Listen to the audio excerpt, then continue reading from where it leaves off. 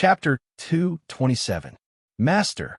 At this time, the butler gently knocked on the door. "Come in." Old Feline turned to look at the middle-aged butler. "What's the matter?" "Master, Mr. John is waiting for you in the hall." The middle-aged butler bowed. Old Feline was startled for a moment, but nodded. "I'll go down." He told Duddian to take care of his body. Then he let the butler help him to leave. After reading the Hunter's newspaper, Dean continued to read other newspapers. He found out that his new textile machine had spread to various regions due to the competition between the two giants, Scott Consortium and Mellon Consortium. In this era of communication congestion, he was able to have such a high reputation in such a short period of time. It was inseparable from the fierce competition between the two giants. The inventor of the new textile machine, Mr. Dean, has personally given us the blueprints. We are an orthodox original. The new textile machine will never have any parts failure, damage, and other problems. The Scott Consortium's highest statement was written in one of the newspapers of the Scott Consortium. Although there was no awareness of copyright in this world, except for alchemists and other dark professions, there were no laws to regulate plagiarism. However, the lack of awareness of copyright didn't mean that there was no concept of counterfeiting. Even ordinary civilians wanted to buy the most formal and sophisticated products. They didn't want others to imitate them. The importance of this statement was undoubtedly critical and fatal.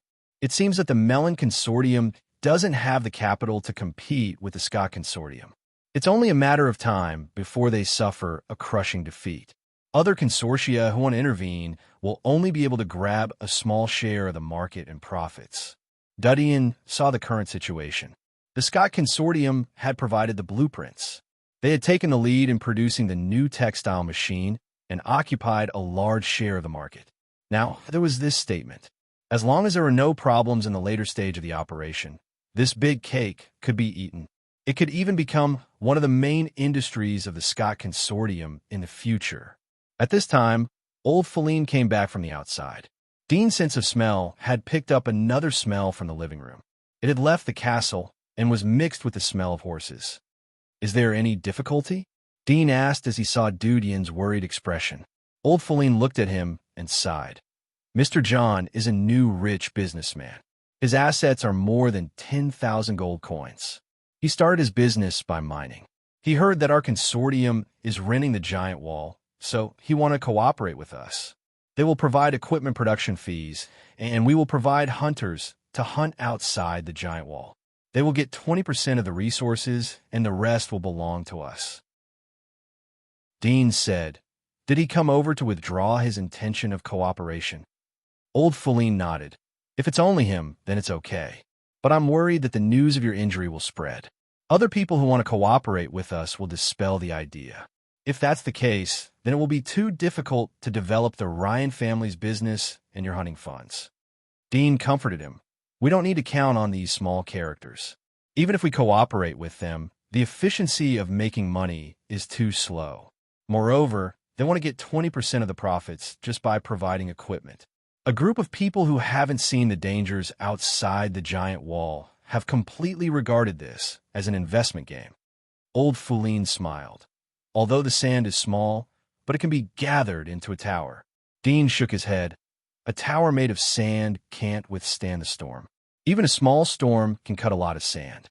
If my right arm is restored, then I can rely on hunting alone to make money." At this point, he couldn't help but look at his left hand. What he was most worried about was that his left hand couldn't be healed. If that was the case, his battle strength would be greatly reduced in the future. Moreover, the archery he had painstakingly practiced for several years would be in vain. He would have to relearn his one-handed combat skills. If he wanted to master a new skill, it would take another 2 to 3 years. Old Feline also looked at his bandaged arm. His face was bitter, but he didn't say anything. "You have a good recovery." In the following days, Dean didn't run around, but stayed in the Ryan castle to recuperate. He asked the butler to buy him some paper and pen. He wrote and drew in his room. The papers were scattered on the ground. Old Feline occasionally came to check on his condition. He noticed the things on the paper and asked curiously, "What is this?" "Cannon," Dean replied briefly. Old Feline naturally didn't understand the meaning of these two words. He felt that the combination of these two words was a bit strange. However, he knew that Dean didn't want to talk about it, so he didn't ask. Moreover, it would make him look more profound. In addition to writing and drawing, Dean would occasionally go out for a walk. He would exercise his body, bask in the sun, or come to the training ground. He would use his right hand to play with swords, daggers, knives, daggers, and other weapons. It seemed that he was just playing with them for fun. Old Feline's children who were paying attention to Dean's physical condition were worried. The types of cold weapons are a bit poor. Dean played with the spear. Because of the existence of knights, the spear had become a sacred symbol. No one tried to change the structure of the spear to reproduce weapons such as halberds and daggers. It's a bit difficult to use a spear with one hand. It's better to use a sword or a dagger. Although the diagnosis hadn't come out yet, and he wasn't sure whether his left arm would be healed or not, but Dean was ready for the worst. He had to replan his future route. In the blink of an eye, more than a month had passed. The middle-aged doctor had come to check up on Dean 4 times. Every time he left with a sigh. According to him, Dean's left arm was necrotic. The blood couldn't flow to all parts of the arm. The healing of the bones was very weak. Moreover, as time went on, the broken bones would gradually rot and eventually wouldn't be able to recover. Dean's heart was full of loss and pain, even though he was prepared for such a result. On this day, he left the Rhine castle by carriage. He said that he was going out to relax. Old Feline didn't think much about it. He told him to protect his left arm so that it wouldn't get hurt. Chapter 228.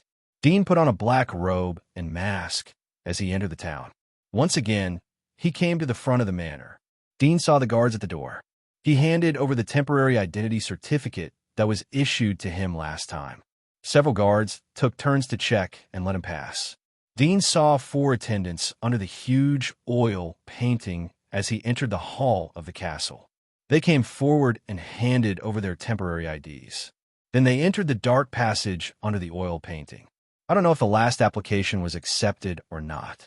I was busy with the consortium, so I didn't have time to collect it. This time I could take a look at the results. Dean's eyes flashed as he stepped out of the dark passage. Soft light hit his face. He saw that the underground square was more lively than the last time. There were camouflaged, dark professionals everywhere. Dean went along the square to look for the shops that sold goods. Soon he saw a shop opened by an alchemist of the Life faction. There were bottles of potions in the shop. Various biological organs were soaked in them. There were women's arms, baby's head, liver, heart, and other organs that were soaked in the potion. They were kept fresh. In addition to selling all kinds of life alchemy materials, the shop also sold several low-level alchemy recipes. Magic eye technique? Can you embed the eyeball of other creatures into your own eye socket and get the ability of other creatures' eyeballs? Dean was surprised as he saw the description of the alchemy. The alchemists of the Life faction were able to achieve such a level of biological transformation. Even in the old era, the technology in this area was only superficial. In theory, if the technology was developed to the extreme, it could be possible to replace the head and the heart. Then it could be called as immortality. This was the ultimate pursuit of all the Life factions. Dean looked at the other alchemy recipes. He didn't see any that could replace the arm. He immediately asked the shop owner, "Is there a way to treat the broken leg?" The shop owner's figure was slender and slender. Her mask was tied under her beautiful brown hair. She suppressed her original voice and said in a low voice, "It's very difficult to treat. This shop doesn't have a cure, but I can help you replace your thigh with a new one. There will be no side effects. This shop has superior leg materials from hunters.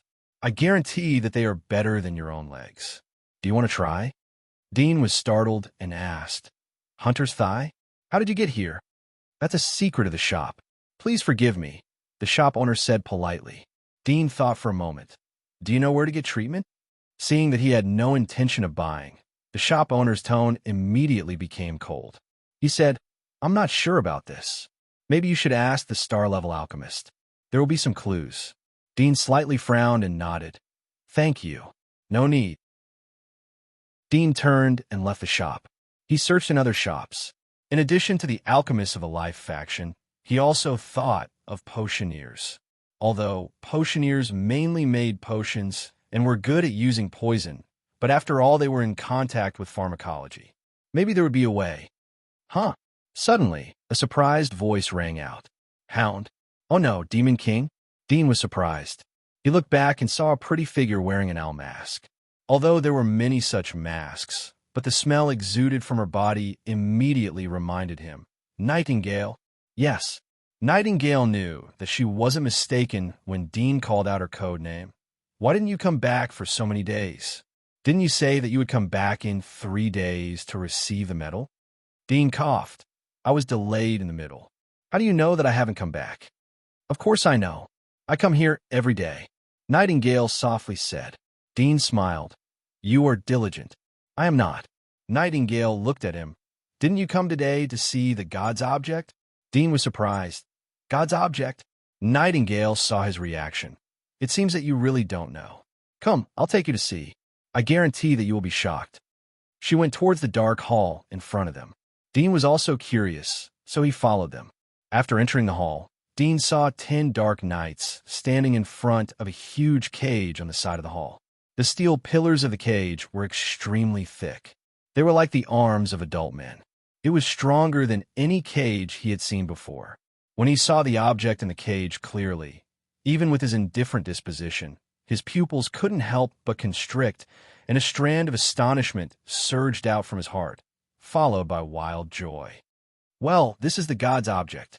Nightingale came to the hall and pointed at the cage, saying, See, it's all metal.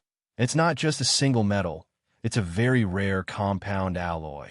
TSK, TSK. It's simply a masterpiece of the light god. My alloy alchemy is not worth mentioning compared to this. Dean didn't hear her words. His eyes were focused on the object inside the cage. He was very familiar with this thing. It was the freezer that he had been lying in for 300 years. It turns out that the freezer is missing. Dark Church found it. Dean felt his heartbeat speed up, and the blood in his whole body was faintly boiling. He couldn't wait to rush up and plunder it. With the remaining energy tubes in the freezer, he could learn a lot of knowledge from the super chip. Nightingale saw that Dean didn't answer, but just stared at the object. She was quite satisfied. Isn't it shocking? Yes. Dean returned to his senses and nodded. Look at this curve, this curvature. I've never seen such a large model made of metal. It's hard to imagine how it was made. Moreover, it's been 300 years since the ancient era, yet it doesn't show any signs of decay. It's amazing. Nightingale couldn't help but express her amazement. Dudian looked at her and asked, Why did this thing appear here? Nightingale said, It is said that it was moved here for us to visit. Do you see the gap in the middle? According to the speculation, the inside of this thing is empty. But there is no correct way to open it. The only way is to use violence to destroy it. So the Dark Church is gathering ideas to see if anyone knows the correct way to crack it. Look at the bounty column next to it. Chapter 229. 100,000 alchemy points. Dean was surprised. As far as he knew, the requirement to become a 1-star alchemist was to accumulate 100 alchemy points. 2-star alchemy points required 1,000 points. 100,000 alchemy points was equivalent to the accumulation of a 4-star alchemist. Most of the 4-star alchemists had immersed themselves in alchemy for decades to have such an achievement. Now, as long as they opened the so-called God's object, they could get it? Nightingale sighed. If I can learn some knowledge of the era, then maybe I can know how to open this God's object. Dean's mouth slightly twitched. He thought that it didn't matter how much knowledge she had. The freezer only locked his fingerprint and iris password. In addition to him, no one could open it unless they disassembled it by force. Will this thing always be here? Dean asked. Nightingale shook her head. I heard that it will be moved to another branch of the Dark Church. So while it is still here, we should observe it. Maybe we can get some inspiration. I heard that someone found the mystery of airflow from this God's object. I hope we can see the secret of the airflow. Dean wryly smiled. He thought that the secret of the freezer was not something that could be seen and understood by the current technology. However, he was quite moved as he thought about the reward of 100,000 alchemy points. He knew from Roseyard's notes that the higher the star medal, the higher the rights of the Dark Church. For example, a 3-star alchemist like Roseyard could dispatch a team of Dark Knights from the Dark Church to fight for him. The lowest level of the Dark Knights was comparable to a primary hunter's physique. Even the disciplinary members would find it difficult to deal with the Dark Knights. However, in order to mobilize the Dark Knights, one must be at least a 5-star alchemist. In addition to summoning the Dark Knights, one could receive a very high monthly salary. However, the best benefit for alchemists was to share the intelligence network of the Dark Church. They could collect information for themselves. The intelligence network of the Dark Church was extremely terrifying. The coverage was more dense and extensive than that of the Holy Church. They could penetrate into all fields. As long as they paid the corresponding price, they could quickly learn any information. Even some military secrets were no exception. This freezer disappeared 3 or 4 years ago. It should have fallen into the hands of the Dark Church for a long time. They haven't cracked the password for such a long time. If I open it, it will attract a lot of attention from all parties. It might even cause unwarranted suspicion and interrogation. In such a long period of time, they must have thought of every possible way.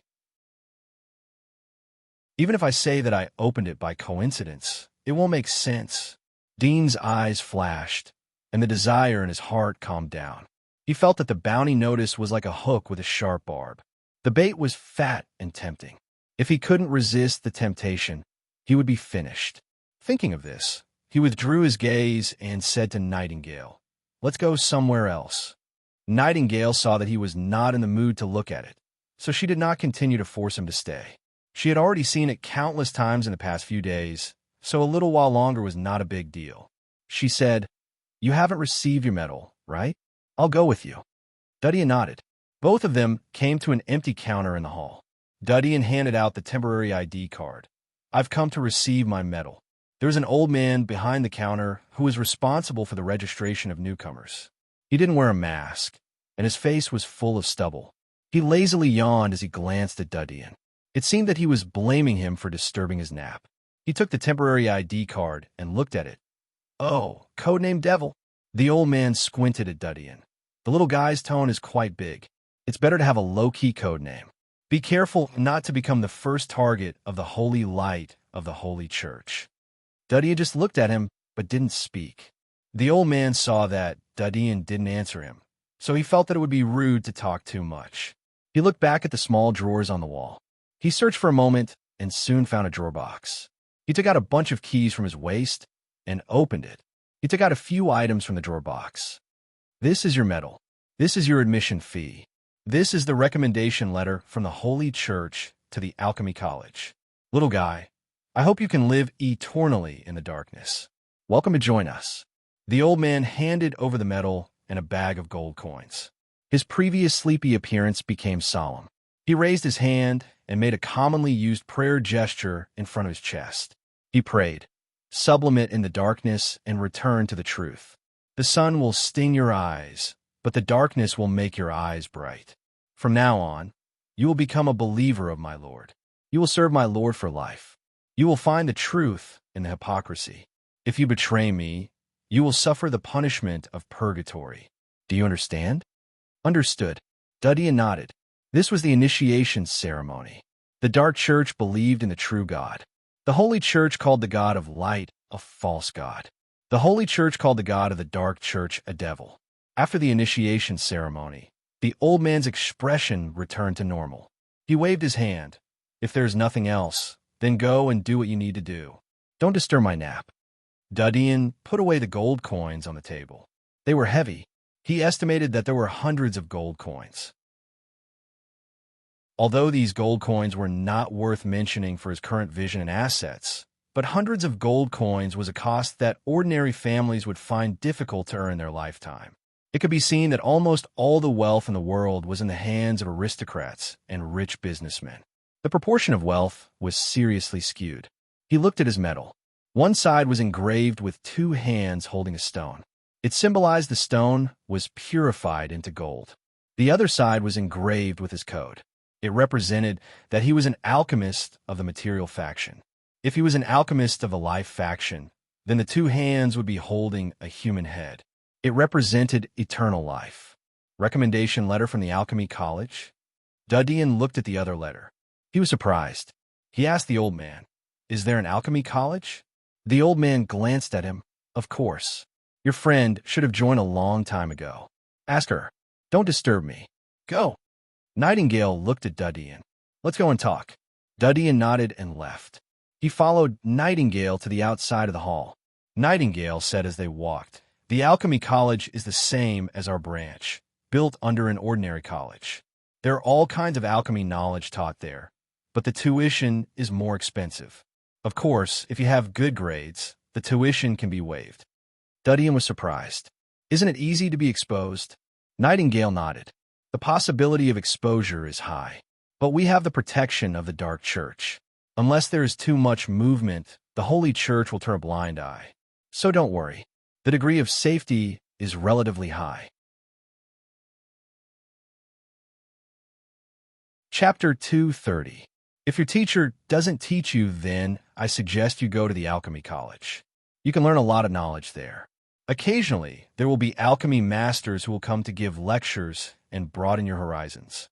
Nightingale suggested to Dudian. "I will." Dudian nodded. He wanted to go to the Alchemy College to find a way to restore his left hand. Nightingale smiled behind her mask when she saw him agree. She said, "Since that's the case, I'll be waiting for you at the Alchemy College. Speaking of which, I can be considered your senior apprentice sister. I'll call you junior apprentice brother from now on. Your code name is too ostentatious. I'm afraid you'll get beaten up if others hear about it." Dean wryly smiled.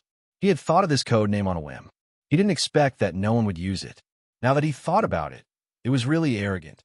But it was also good to remind himself not to let a short period of ease and laziness erode him. "Then I'll call you senior sister Nightingale." Dudian changed the topic. "Do you know any alchemy items that can treat fractures? I have a friend whose leg was broken by a stone." "Fracture injury?" Nightingale thought for a moment. "I know of nothing but the Fountain of Life that can treat such an injury. But the price of the Fountain of Life is too expensive. Moreover, you have the authority to buy it. You can't buy it unless you are a star-level disciple." "Fountain of Life? You don't know?" Nightingale was somewhat surprised. "Your teacher is really lazy. Didn't he teach you anything?" "The Fountain of Life is also sold in the Holy Church, but only the internal members of the Holy Church can buy it. This is the best healing medicine. Even broken bones can be repaired. It is said that it can also regenerate broken fingers. It is extremely magical. The Holy Church said that it is a gift from the God of Light, but in fact it was developed by the Dark Church." Nightingale said with a bit of disdain and pride in her voice. Dudian's eyes lit up. "How much is this thing?" Nightingale saw that he was tempted. She immediately said, "You should dispel this idea. This is not something that can be bought with money. The Dark Church uses points to trade. This Fountain of Life needs 5,000 points to buy." Dudian wrinkled his brows. "So expensive?" "Of course, it's a human life at the critical moment." Nightingale said, "So, people like us who haven't stepped into the threshold of the star class shouldn't think about it. Although it's a pity that your friend's leg is broken, we can only let him get used to it." Dean shook his head. "I'll go and see if the potion master has any solution." Nightingale sighed and said, "Well, I still have some activities in the academy, so I'll go back first. I wish your friend a speedy recovery." After she left, Dean turned around and continued to inquire in other shops. Although he was told that in addition to the Fountain of Life, there is a kind of regeneration agent refined by the alchemists of the Life faction which could greatly heal injuries. But the price was extremely expensive and there was no market for it. Dean couldn't help but feel disappointed. However, he wasn't too depressed as he had expected it from Nightingale's mouth. His eyes couldn't help but fall on the distant branch of the Dark Church. His eyes flashed for a moment, but he suppressed the impulse in his heart. He took a deep look at the dark nights that could be seen everywhere in the square. He turned around and sat in the carriage to return to the Rhine Castle. In the carriage, Dean changed his clothes and took out the alchemy letter. He opened it and saw dense characters written on it. It was a poem written by a bard. Some of the sentences were not smooth. It was as if several poems were put together. At the end of the poem, there was a string of alchemy symbols. Dean saw the string of alchemy symbols and immediately knew how to read it. He read it according to the diagonal lines of the alchemy symbols. Blood Reef Alchemy College. Address, 109 Red Tower Street. Dean sorted out word by word. After a moment, he confirmed that there was no message left. He took out a match and burned the letter to ashes. When the carriage reached the suburban road, he put away the metal of the dark church. He wanted to find a secret place to hide it. It was dusk by the time he returned to the Rhine Castle. After dinner with old Feline, Dean went back to his room. He took out a pen and paper to write and draw. This time it wasn't a big piece of paper, but a simple topographic map. Old Feline pushed the door and entered the room. He looked at Dean. "This is your cold crystal." He took out a gray bag and handed it to Dean. Dean's eyes lit up as he took it and opened it. There were 4 blue and round cold crystals inside. They were the 4 cold crystals that he had hunted. He was overjoyed. "Thank you. Your business is my business. There is no need to thank me." There was a faint smile on old Feline's face. Dean looked at him. "I want to go outside the giant wall again in a few days." "Again?" Old Feline looked at him in surprise. "You just came back. The radiation in your body hasn't been digested yet. If you go outside the giant wall, the radiation will accumulate in your body. Moreover, your arm hasn't healed yet." Dean shook his head. "Ordinary medical treatment can't cure my hand.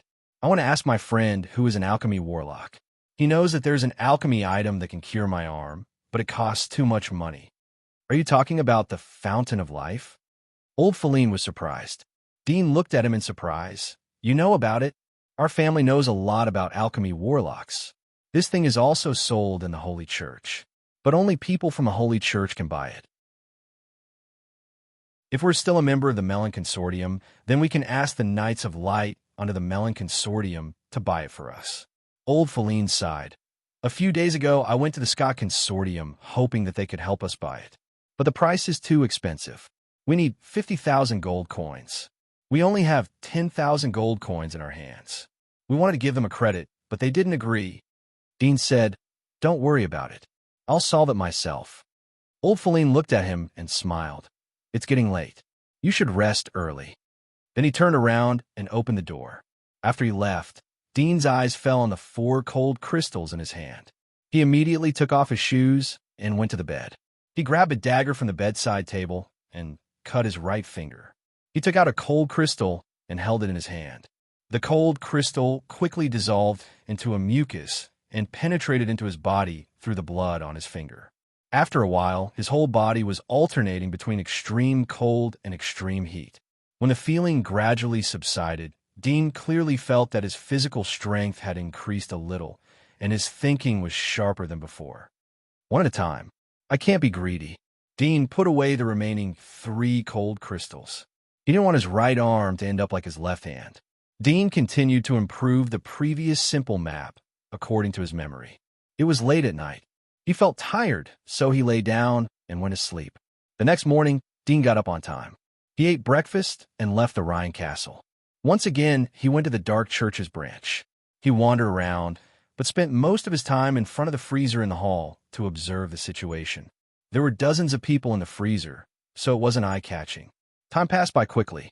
2 days passed in the blink of an eye. On the 3rd night, Dean closed the door, as usual, to absorb the 3rd cold crystal. As the number of absorption increased, the feeling of extreme cold and extreme heat gradually faded. He could easily bear it, so much so that Dean was thinking about other things while he was absorbing the cold crystal. Suddenly, he heard a subtle sound from his left hand. It woke him up. Chapter 231. Dean looked down.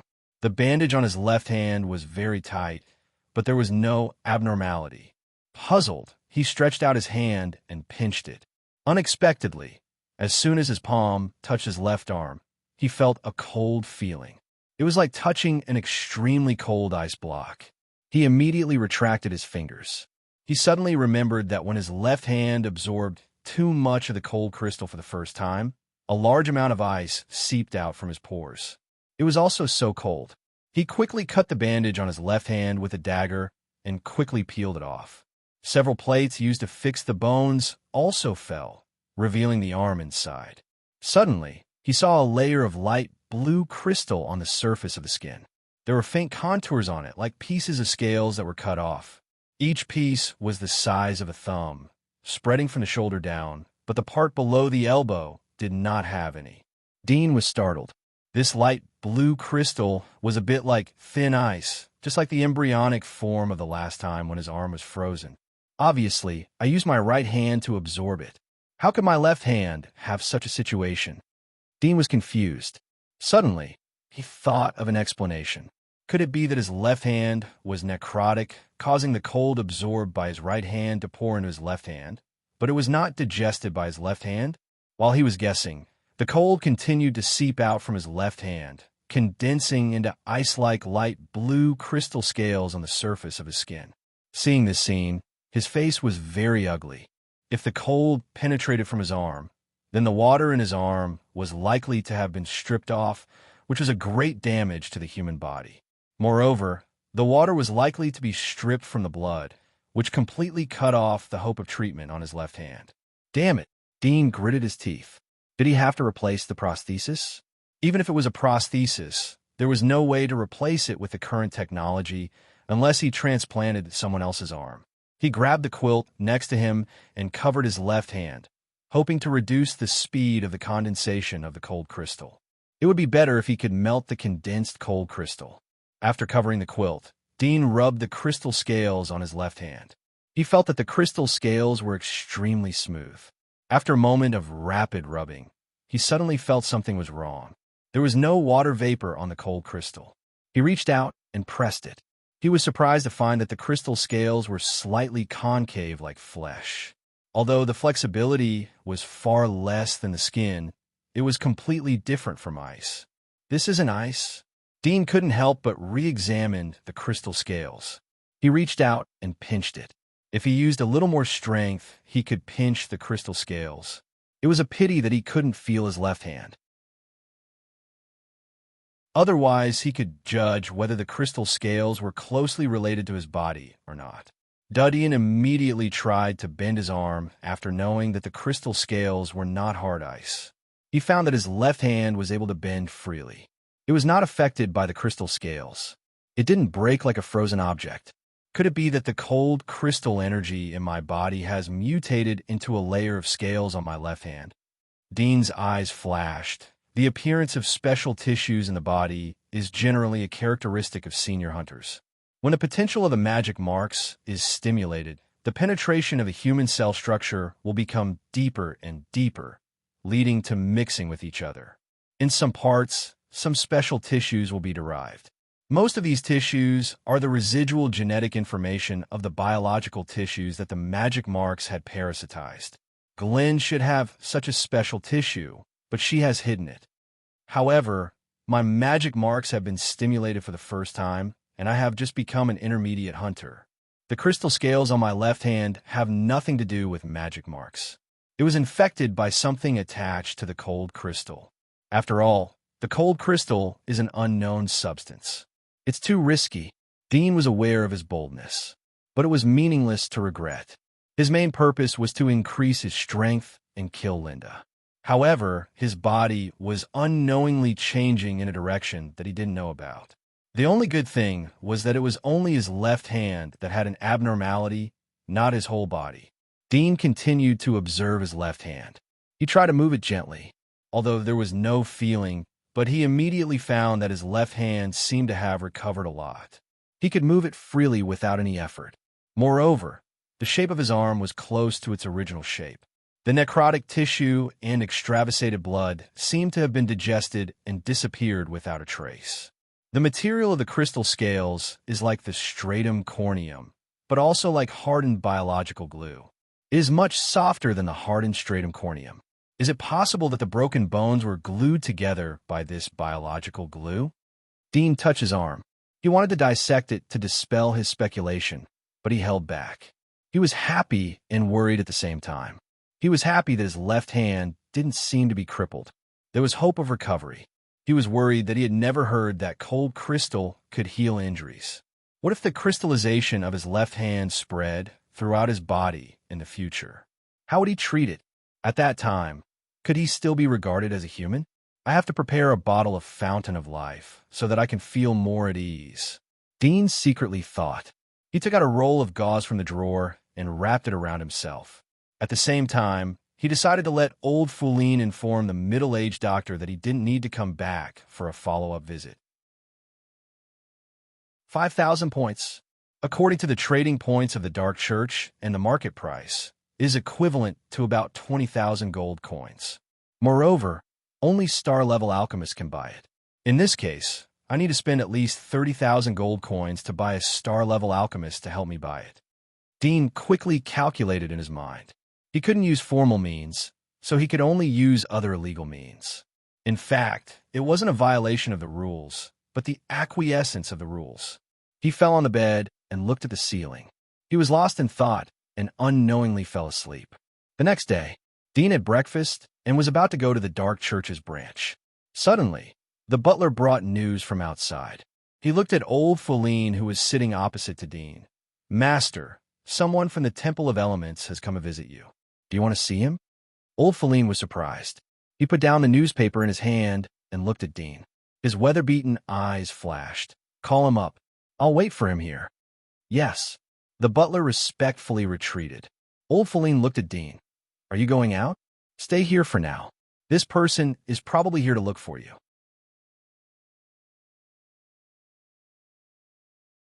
Chapter 232.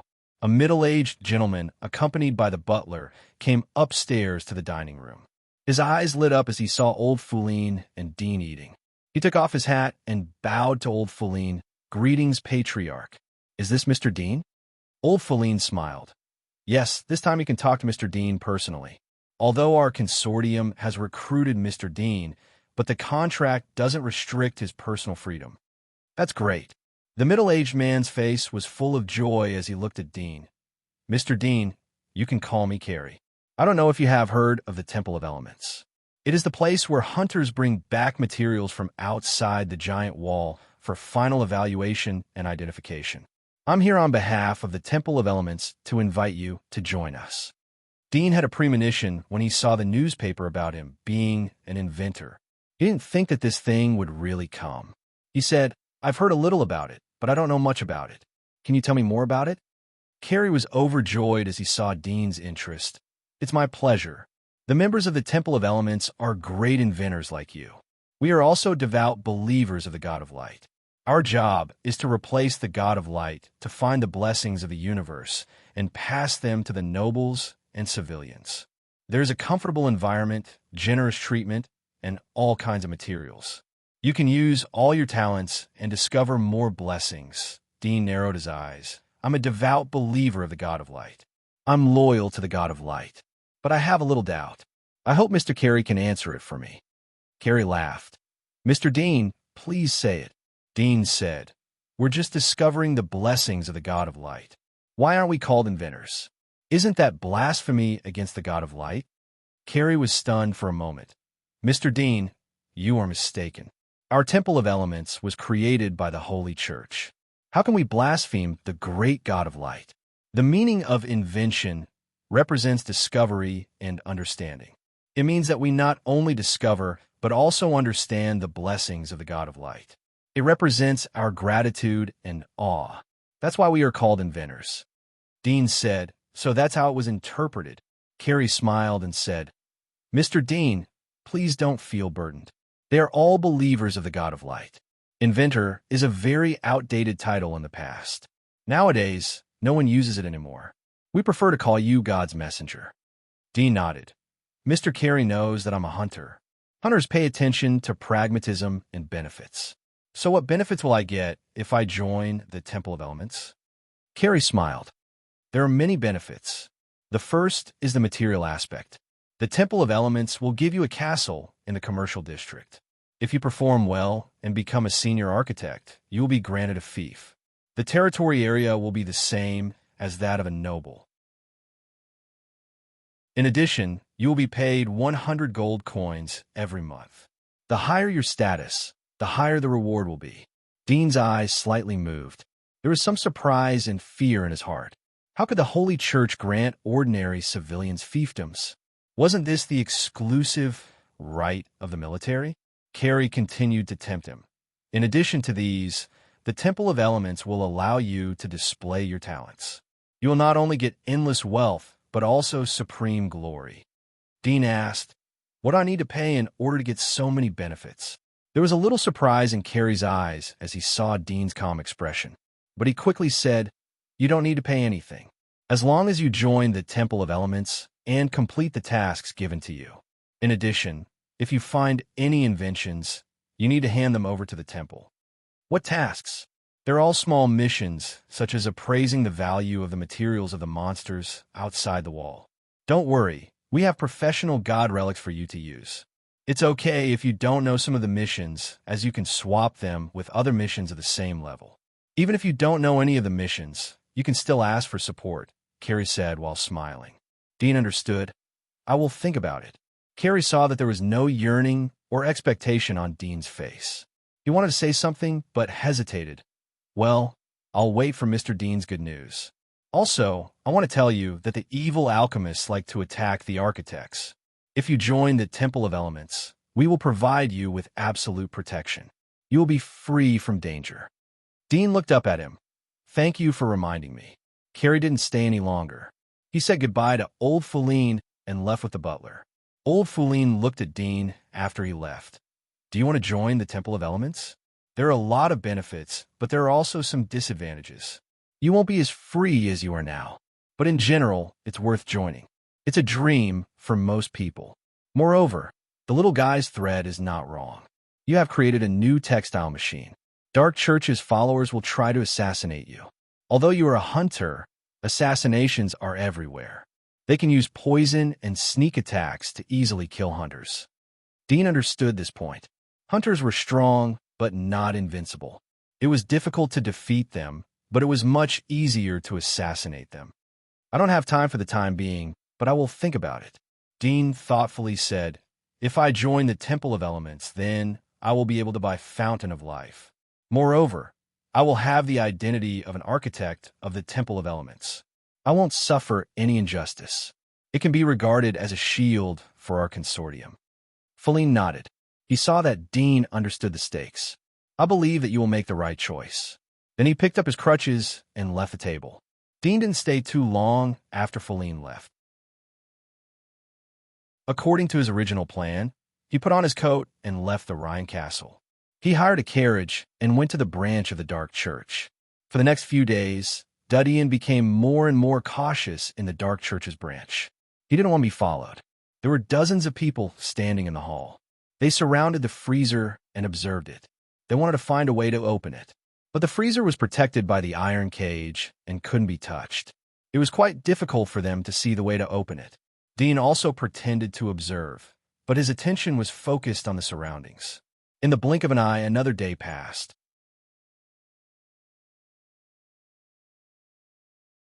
Chapter 233. It was the 6th day after Carrie invited Duddy in. Early in the morning, the weather was cloudy. Today was the same as usual. Dudian accompanied Old Feline to have breakfast in the morning. After eating, he left the Rhine Castle alone. He sat in the carriage of the Rhine family and left the town. He got out of the carriage and walked through the wilderness. He came to the gunpowder workshop in another town. In the courtyard behind the workshop, there was a carriage that he had bought a few days ago from a horse market in the residential area. The decoration of the carriage was very ordinary and inconspicuous. Dudian had handed over 7 boxes of black fire to Barton and the others to make to the carriage. Dudian drove the carriage out of the town and went to the branch of the Dark Church. The guards outside the manor stopped the carriage. Dudian was already familiar with the place. He took out his medal from his black robe and handed it over. Several guards took turns to check it. One of the guards glanced at the carriage. "Is there anything in the carriage?" Dudian indifferently said, "We are here to sell some goods." The guard didn't say much. He opened the door and let the carriage drive in. Dudian drove the carriage to a remote lawn of the manor. There were 5 or 6 carriages parked here. Dudian's eyes lit up as he jumped out of the carriage. He tied the horse rope to the pillar and entered the castle. Dudian came to the underground dark square from the passage under the huge oil painting. He went to the hall and looked around. Everything was as usual. He stayed for a while and then returned to the square. He came to the front of one of the potion shops. He saw that there were various plants and some bottles and jars in the shop. Potioneering was an extremely dreadful profession. Even a senior hunter wouldn't dare to provoke them. Otherwise, a small drop of venom would be enough to easily kill them. Moreover, it was impossible to guard against them. Potioneering was the most frightening aspect of a potioneering profession. Boss, the narcotic fog that I ordered last time, did it arrive today? Dudian asked the shop owner in a hoarse voice. The boss was a slender figure covered in a purple robe, slim and elegant, but occasionally exposed from the robe, there were a few dark brown, ugly scars on her white wrists, which were extremely eye-catching and dazzling. At first glance, it was obvious that the scars were left by the erosion of toxins. Her voice was neutral as she said to Dean, "It has been delivered. Including the deposit, it still needs 250 gold coins. Did you bring it?" Dudian nodded and took out a bag of gold coins from his robe. "Please count." The purple-robed woman poured out the gold coins, picked one up, and rubbed it against the gold testing stone. Seeing that it was genuine gold coins, she nodded slightly and counted them one by one. Soon, she finished counting and said, "Not bad. The amount is just right. No more, no less. I'll go get the goods for you." She put away the bag of gold coins and went back to a locked cabinet in the shop. She took out 2 bottles and a small medicine bottle. "These 2 bottles are the narcotic fog. This one is the antidote." The woman handed the things to Dudian. She looked at him and said in a low voice, "Please use it carefully. Only a small tube of the narcotic fog can make an adult wild boar unconscious. If you want to kill people, the amount here is enough to make all the people in a small town unconscious and die." Hearing her words, Dudian carefully put away the narcotic fog. He turned and left the shop to wander in front of other shops. Time passed unknowingly. It was evening. The number of people in the square didn't decrease. Instead, it was getting more and more lively. These people were busy with their own things during the day and had time to come out in the evening. Dudian found a place to sit down and rest, quietly waiting for the time to pass. At about 7 o'clock, the number of people in the square was extremely dense and lively. This was the most lively time of the day. After 12 o'clock, the number of people would gradually decrease and leave. Dudian saw that the time was almost ripe. He returned to the carriage outside the castle. He entered the carriage for a moment and then turned back to the square. This time, he went through the crowd and went directly to the hall. He saw hundreds of people observing the freezing chamber. It was extremely dense. It could be seen that the number of members of the Dark Church was not inferior to that of the Holy Church. At the same time, some people who knew each other were talking in low voices, pointing and talking about their findings and insights. Dudian's eyes flashed behind a mask. He stood behind the crowd and looked around. When no one was paying attention to him, he pulled out 2 bottles from under his robe and threw them. One was thrown up and one was thrown down. One was thrown to the top of the hall, and the other was thrown to a gap in the ground a few meters away. Bang! Bang! The 2 bottles suddenly shattered. This sudden strange sound startled everyone. When the crowd looked at the source of the sound, they saw thick dark green smoke rolling from the ground. In addition, there were a lot of glass fragments falling from the top of the head and a lot of green clouds floating down. In an instant, there was a woman who screamed, "It's poison!" This scream spread like a disease. The others didn't even have time to react before they turned pale with fright. When they saw the horrifying color of the green mist, they hurriedly ran out of the main hall. For a time, the crowd was crowded.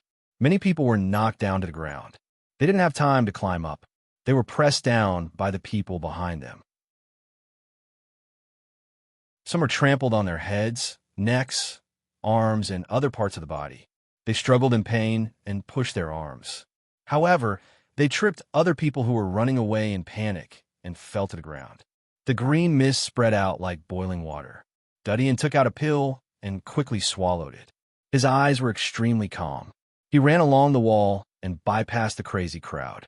Soon he came to the huge cage opposite the hall. He saw that the 10 dark knights standing there were scared when they saw the green fog. They didn't know whether they should continue to guard here or choose to take refuge. But in the end, they endured the terror of the poisonous mist, gritted their teeth, and persisted here. They covered their mouths with their hands while they gazed vigilantly at the surroundings, while their other hand drew the swords at their waists. Once someone approached them, they wouldn't hesitate to attack, even if they killed the wrong person, because they knew that the target of this person who attacked them with poisonous mist was definitely the divine treasures of the last era that they were protecting. The green fog quickly spread into the main hall, shrouding it in a green haze. It also spread out from the entrance of the main hall. Most of the people who were originally in the main hall did not manage to escape. Their figures were submerged in the green fog and fell one by one. Dudeen went around to the front of a dark knight who was next to the cage. He returned to the carriage and took out a one-handed sword. The sword pierced through the dark knight's throat. The knight didn't even have time to scream, but his death caused the sword in his hand to fall to the ground. It immediately attracted the attention of the other dark knights. They knew that the attacker had appeared. Dudeen found that his vision was less affected by the green fog. Although he was shrouded in the green fog, he could still see the silhouette of the dark knights. Since his left hand was seriously injured, he couldn't practice archery. So he had been practicing close combat with swords, daggers, and other weapons. Although he wasn't proficient in them, he wasn't unfamiliar with them either. With the advantage of his vision, Dudeen quickly stabbed 3 people to death. In the process of assassination, the fingertips of his left hand swept over the thick iron pillar. With the previous experience, he was sure that his fingers could corrode the metal of the iron pillar. But because of the thickness of the pillar, it would take a little time to break it. After killing 3 dark knights, the remaining dark knights couldn't hold their breath. The poisonous fog invaded their bodies and they fell to the ground. Dudeen immediately grabbed the cage with both hands as he saw that no one was obstructing him. His fingernails quickly cut through the iron pillar. Time passed second by second. Dudeen was extremely nervous. He couldn't wait for time to stop. Finally, when he counted to 123, the 2 thick iron pillars on the cage were cut by his fingernails. It was enough for his body to squeeze into the cage. This time was a little later than he expected. He quickly drilled into the cage and put his hand on the entrance password of the freezer storage.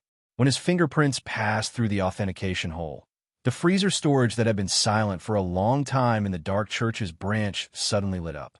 If someone saw this scene, they would definitely think that they had seen a miracle. Iris verification.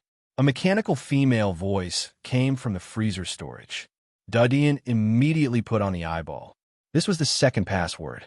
If it was only the fingerprint, then there was a possibility of being copied. But if it was the iris, then it would be very difficult.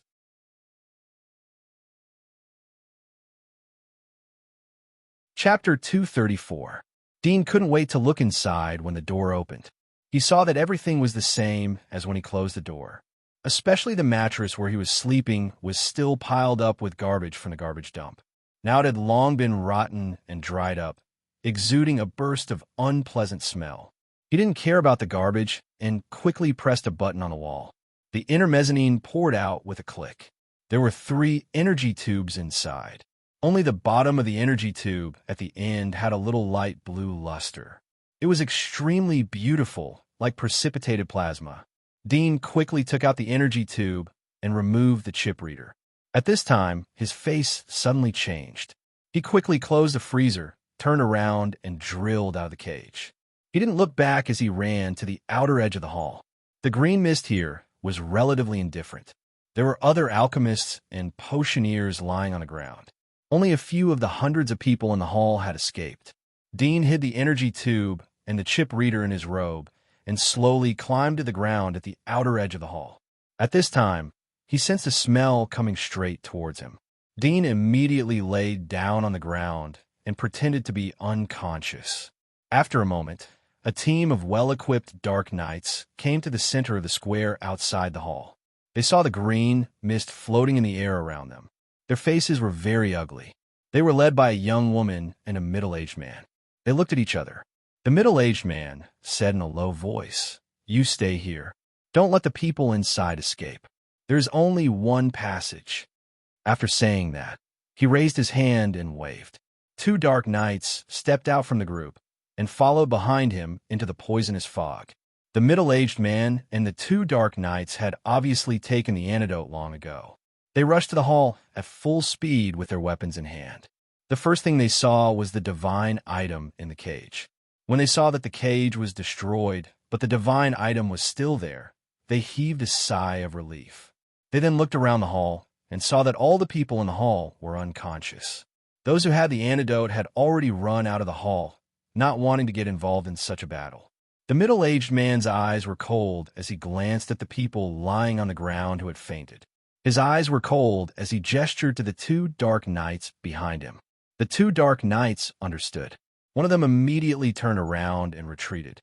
A moment later, he returned to the periphery of the poisonous mist and reported to the young woman, "Captain, the divine item from the previous era is still here. Captain Simon is guarding it inside." The young lady heaved a sigh of relief. She then turned to the dozen or so dark knights behind her and shouted, "Team 1, guard the outer perimeter. Team 2, take the antidote immediately and enter inside to investigate one by one.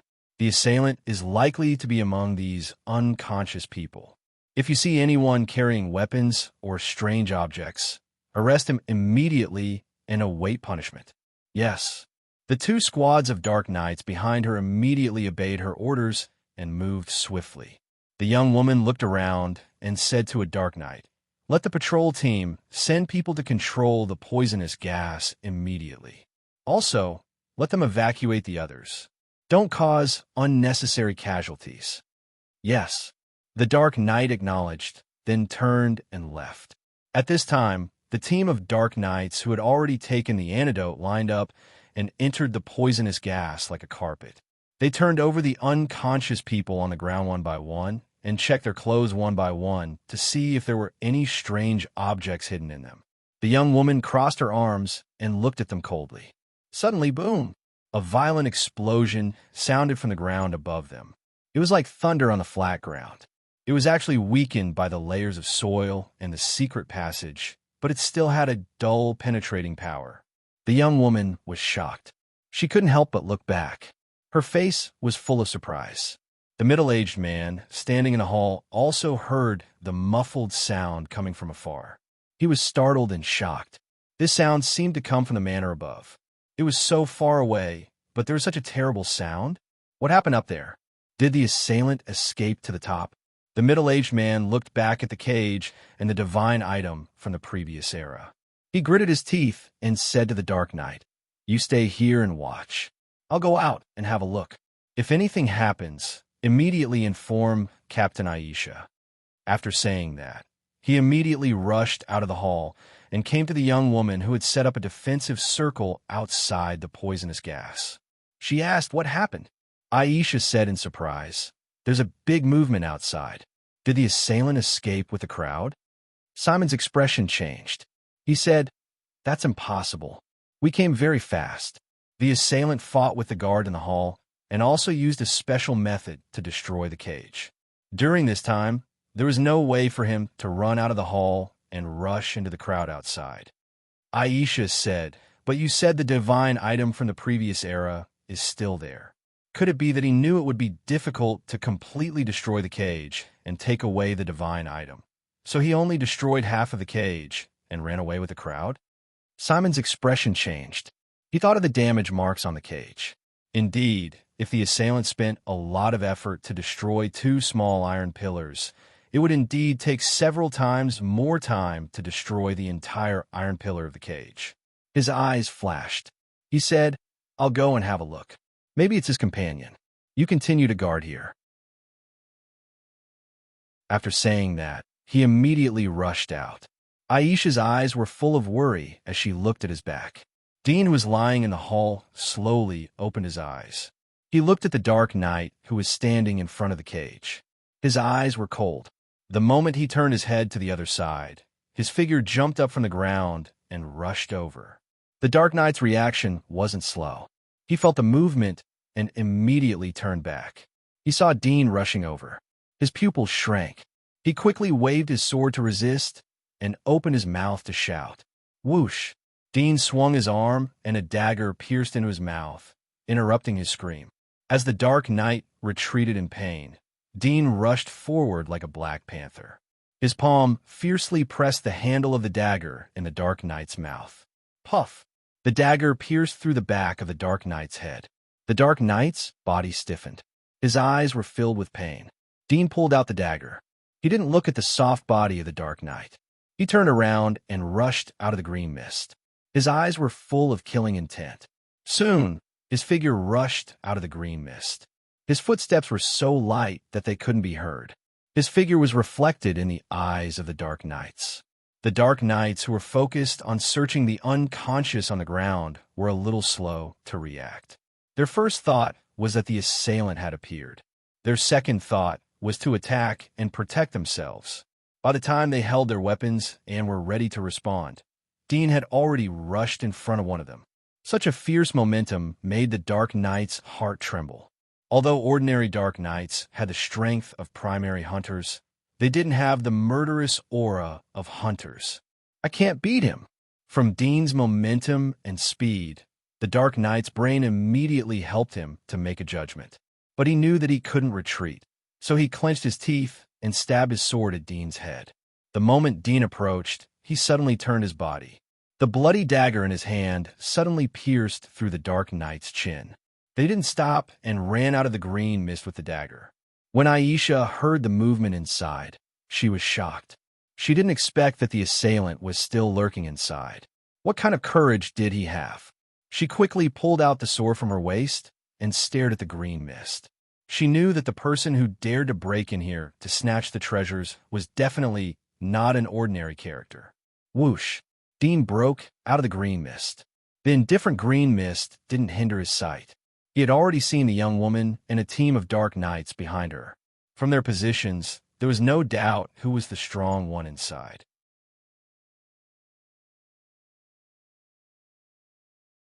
Chapter 235. Seeing Dean rushing towards her, Aisha's eyes showed a dignified look. She held her sword tightly. When Dean stepped into her attack range, she suddenly shook her wrist and quickly cut the sword diagonally, displaying her best swordsmanship. Dean saw the movement of her wrist and expected that she would attack from the upper body. His body suddenly bent down, and at the same time his waist and back exerted force, turned around and kicked towards her lower abdomen. Aisha's face slightly changed. She hurriedly retracted her sword and staggered back. She narrowly escaped Dean's kick. She didn't expect that she would fall into a disadvantageous position. She stared at the eyes behind the mask. She felt that the eyes were dark and indifferent. Even in such a situation, they still revealed an extremely cold calmness. She slightly gritted her teeth and said, "No matter who you are, you dare to kill innocent people and rob the treasure of the previous era. Don't think about leaving here today." Dean was about to continue to attack, but suddenly his heart moved. He said in a hoarse voice, "Kill innocent people? You people of the Dark Church dare to call yourself innocent? Don't think about delaying time. Get out of here." He raised his dagger and quickly slashed towards Aisha's cheek. Aisha's face turned ugly. She hurriedly waved her sword to resist. Clang, clang, clang. The sword parried all of Dean's daggers. Dean frowned. He didn't expect this woman to be so difficult to deal with in close combat. Moreover, her physique was a bit stronger than his. She should barely reach the physique of a senior hunter. But in actual combat, she couldn't be compared with a senior hunter. Otherwise, he would be defeated in 2 or 3 moves. He smelled the smell outside and gathered more and more. There was a trace of urgency in his heart. He suddenly stabbed the dagger towards Aisha's chest. Aisha retreated while waving her sword to resist. She knew that as long as she delayed this person and waited for the support of others, she would be able to capture him. Dean's dagger stabbed out. When Aisha waved her sword to resist, the dagger suddenly retracted. It was a feint attack. At the same time, he lifted his foot and kicked towards Aisha's knee. Aisha's face slightly changed. She hurriedly retreated. Dean continued to attack with the dagger. Aisha once again waved her sword to resist. However, this time it was still a feint attack. She immediately retracted her sword and kicked out at the same time. Aisha was prepared and immediately dodged. At the same time as she dodged, Dean suddenly threw out the dagger that was retracted halfway. With a swoosh, it shot towards him. Aisha was shocked. Her body reacted instinctively, and she quickly tilted her head to avoid it. However, she was still slashed by the dagger, and a cut appeared on her beautiful cheek. Blood seeped out from the wound. Dean took advantage of this opportunity and quickly bypassed her, running toward the passage outside. The team of Dark Knights in the encirclement were shocked to see that their captain was injured. They immediately gathered together when they saw Dean rushing towards them. They didn't intervene in the battle between Dean and Aisha because they were worried that they would hinder Aisha. After all, Dean didn't have any scruples when attacking them. Aisha was worried that she would accidentally hurt them. Dean's eyes were cold as he looked at the Dark Knights that had gathered together. He was like an angry beast that was about to collide head-on. The Dark Knights were shocked. They didn't expect that Dean would dare to rush towards them unarmed. They didn't want to take the initiative to attack. They just wanted to stop Dean. Dean rushed to the middle of the Dark Knights. He looked at one of the Dark Knights who was about to stab him with a sword. He immediately moved to one side to avoid the attack. At the same time, he grabbed the wrist of the Dark Knight. His 5 fingers fiercely twisted. The pain made the Dark Knight loosen his hand. The sword fell out of his hand. Dean also loosened his hand and quickly grabbed the sword. His body rotated to avoid 3 stabs from the side. At the same time, he waved the sword in his hand. Puff! Puff! The neck of the young Dark Knight who had his sword snatched away was cut open. His eyes widened as his body stiffened and he fell to the ground. The other Dark Knight on the left was also stabbed in the face. He screamed and covered his face with his hands. Dean's physical strength was at the intermediate level before he was imprisoned. Moreover, his physical strength was slightly higher than that of ordinary intermediate hunters. The evolution of magic marks had brought about a transformation in his physical strength. His physical strength was almost comparable to that of an ordinary senior hunter, although his close combat skills were poor, but it was still worse than that of senior hunter. However, he was only slightly inferior to these Dark Knights. He could rely on his huge physical strength to make up for it and easily crush them. Dean quickly waved his left hand after seizing the sword. He swung the swords of several Dark Knights that were attacking him. The heavy strength of the sword shocked the Dark Knights. Dean broke through the encirclement. He didn't wait for Aisha to catch up with him. He quickly ran towards the passage in front of him. Soon he saw a large number of figures crowded at the outer edge of the square. There were also guards patrolling the square. From the moment he released the poison until now, it had only been less than 3 to 4 minutes. In the midst of the panic, the people in the square dispersed even more slowly. For a moment, they blocked the passageway. Under the protection of the guards, they slowly entered one by one. Dean threw away the sword when he broke through the encirclement of the Dark Knights. He didn't want to drag his speed. When he came to the passage, he saw several patrolling guards had noticed him. He immediately shouted, "The poisonous gas is coming. Run!" Although he was shouting, his voice was still very low. It was particularly harsh to the ears. The guards who were pacifying the crowd were shocked when they heard this. Some of them wanted to look back to see if it was true or not. But as soon as they turned back, they were pushed by the people behind them. They couldn't stand stably and fell on top of others. Then they fell down like dominoes. "Stop! You are the attacker." The guards immediately pulled out their weapons as they saw Dean rushing towards them. Although they didn't witness it, but they could see the clues from Dean's speed. Moreover, the crowd in the square had evacuated to the front of the passage. Dean ran out of the encirclement of the Dark Knights. His identity was obvious. Dean had already inquired and observed the combat power of these guards. They were inferior to the Dark Knights. They could only be regarded as trainee Dark Knights. He snorted and rushed forward without the slightest pause. The guards were incomparably shocked and furious. They roared and rushed over. Dean quickly got close to several guards. The speed of the swords was very slow in his eyes. His figure flashed, and he easily dodged. He raised his fist and hit the cheek of the guard in front of him. Bang! The guard was sent flying. He didn't entangle with the other guards. He went straight to the passage at full speed.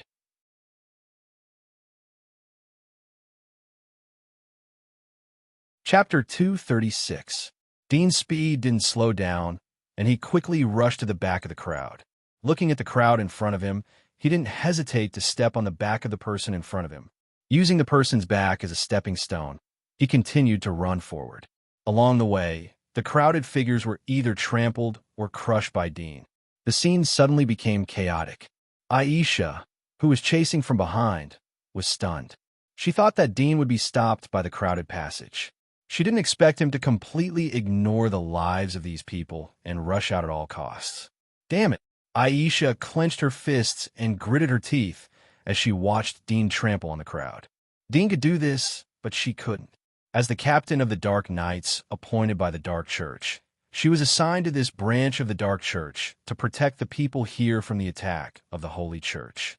Moreover, in this crowded crowd, it was difficult to guarantee that there wouldn't be a star-class believer or even a master. If they were trampled to death by her, she couldn't bear the responsibility alone. Get out of the way! Get out of the way! Aisha raised her hand and pushed the flustered crowd in front of her. Although she couldn't trample on the crowd violently like Dean, she wouldn't stop. She squeezed from the back of the crowd and at the same time let the guards next to her assist her to evacuate the crowd. While she was struggling to open the way, Dean had climbed to the front of the crowd. He jumped down and pushed the people in front of him to the ground, making a gap for him to stand. Then he quickly jumped over them and ran to the exit of the passage, which was the hall of the castle. At the moment, there were a large number of people standing in the hall, all wearing masks. Many of them were standing in front of the castle, pointing at the outside and talking. Dean squeezed into the crowd and jumped out of the other side of the window without looking back. He jumped to the grass outside the castle and looked back at the darkness behind him. He saw a large number of people gathered in front of a horse shed outside the manor, where his carriage was parked. Dean no longer looked at it. He quickly lowered his head and ran along the route he had previously observed. The castle was surrounded by a high wall, but in front of his inhuman jumping ability, it was useless. When he came to the front of the wall, he immediately saw the patrolling guards. These guards also noticed Dean, and they shouted and sprinted toward him. Dean did not pay attention to him. He jumped over the wall and landed on the street outside. The surroundings were secluded, and there was no one around. He quickly ran along a path and left the manor in the blink of an eye. He ran all the way to the wilderness outside the town. Although there were wild beasts in the wilderness at night, he didn't have to worry about them at all. An hour after the attack on the branch of the Dark Church, the anesthetic fog in the plaza had already been dispersed by the potioneering apothecaries that had been dispatched. The unconscious people on the ground had also been given the antidote, and most of them had regained consciousness. However, some of the people who had been standing closer to the poisonous fog had ingested more of the anesthetic fog, causing their hearts to go numb and stop beating. Inside the hall, Aisha and Simon stood with their hands by their sides. There was another person standing beside them. The pattern on his armor was the same as theirs, indicating that he was of the same level. In front of the three of them stood a figure that emitted a terrifying aura. His bones were extremely thick, and his entire body was covered in a black robe. He was nearly 2 meters tall and looked extremely imposing. His black hood covered most of his face, revealing thin lips that were as cold as daggers. At this moment, this mighty figure was facing the cage, seeming to be inspecting the divine object of the last era within it, and also seeming to be sizing up the 2 iron pillars on the cage that had been cut off. Amidst the deathly silence, he slowly said, "Do all of you know what will happen to all of you if this thing is taken away?" The faces of the 3 of them changed. Their bodies slightly trembled as they bowed their heads. Aisha slightly gritted her teeth. "It's my dereliction of duty." "Commander, Please punish me. The imposing figure didn't make a sound. After a few minutes, he slowly said, according to what you said, the enemy isn't a single person, but the number isn't too many. Otherwise, they wouldn't have sent only one person to steal. Immediately go and find out where this paralyzing fog came from. The other party was able to sneak in. It is very likely that they are people from the Dark Church. You must thoroughly investigate. Yes. Simon immediately agreed. Aisha hesitated. Commander, there's something I don't know if I should say it or not. The stalwart figure turned around and glanced at her. Speak. Aisha bowed her head. When I was fighting with the attacker, I said that he was killing innocent people. His response was, you people of the Dark Church are also qualified to call yourselves innocent. Listening to his tone, it seems that he is very hostile towards the Dark Church. I think that he is someone sent by the Holy Church. Simon and the other youth were startled as they heard this. Their complexion fluctuated. The imposing figure was silent for a moment. He slowly said, even if the Knight of Holy Church wants to punish us, they won't use poison. It goes against their dogma. The purpose of the other party should be to mislead us. A person who can invade the Dark Church's branch and then leave calmly. How can he waste unnecessary time in a fight with you? He is an extremely cunning guy. Moreover, it proves that he is a member of the Dark Church. Aisha was startled. Simon and the youth also revealed a look of realization. Go and search immediately. Before dawn, I need you to hand over something valuable, not a pile of trash. Go. The stalwart figure ordered coldly. Aisha, Simon, and the youth immediately turned around and left. Bren, the imposing figure suddenly spoke, calling out to the youth, saying, when we were being invaded, what were you doing? The youth's complexion changed. His body suddenly overflowed with cold sweat. He trembled as he replied. Replying to the commander, I was drinking. The imposing figure indifferently said, if such a thing happens again, your tongue and the thing between your legs will become seasonings for your wine. The youth's complexion turned pale. I won't dare to do it again. Go. The imposing figure indifferently said. Time ticked by. 5 hours after the end of the attack. Aisha, Simon, and Bryn hastily returned to the main hall. When Aisha saw the imposing figure still standing in front of the cage, she hastily said, Commander, I found the source of the paralyzing poisonous fog. A potion apothecary's shop sold this thing today. Moreover, the quantity was huge. According to the shop's lady boss, the quantity of poisonous fog that appeared in the main hall was about the same as the quantity she sold. The attacker was the one who bought it from her.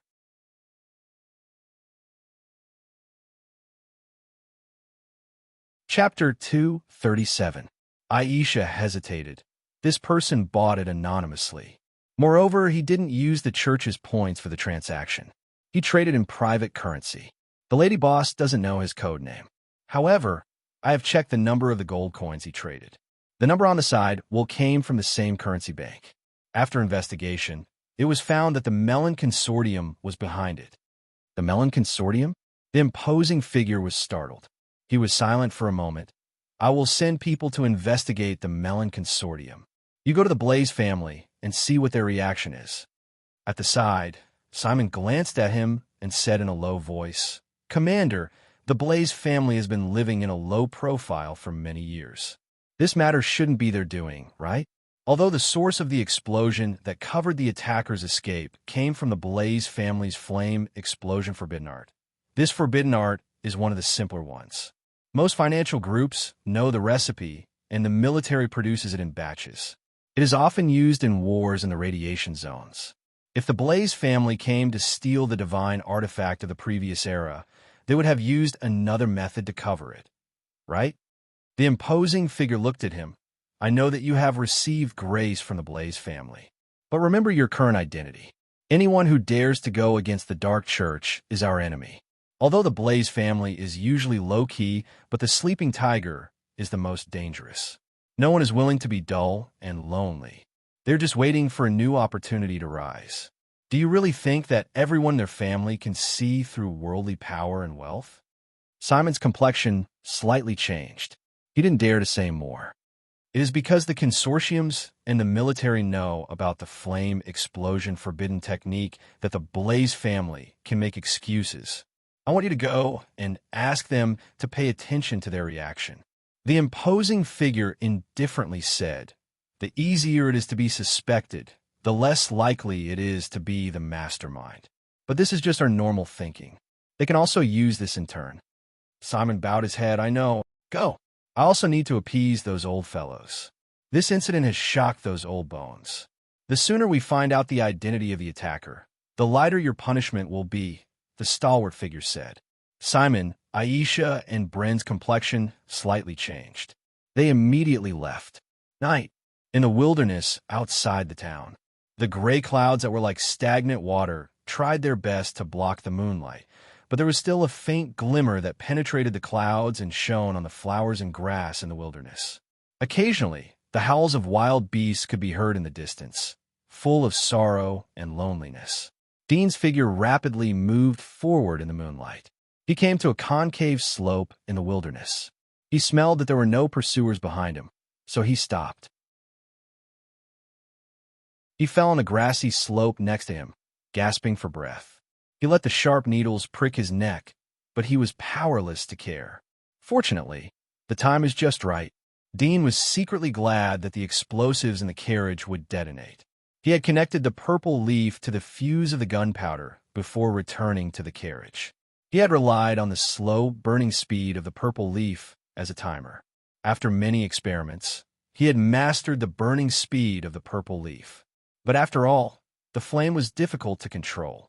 He couldn't tolerate even the slightest error. Fortunately, there were no accidents. Otherwise, his life would be in the dark church's branch. This was a risk and a bet, and the energy tube of the freezer was worth the risk. However, what really gave him the courage was the flaws that he found during the exploration.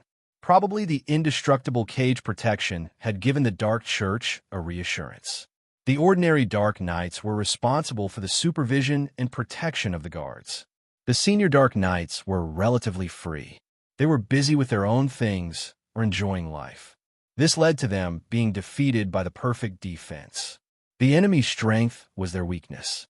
This was a truth that Dean had long understood when he was hunting outside the giant wall. It had helped him many times to avert danger and turn defeat into victory. If I become a senior hunter, then the chances of success will be greater.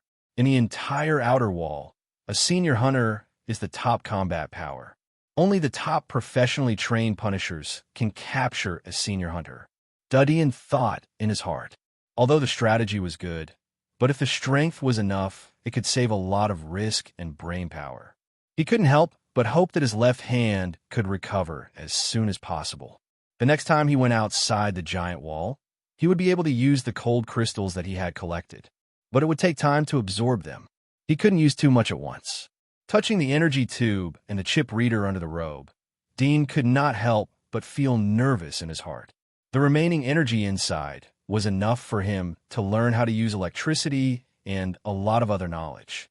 Once he learned how to make generators, the knowledge inside the chip would be inexhaustible, and he would no longer have to worry about energy exhaustion.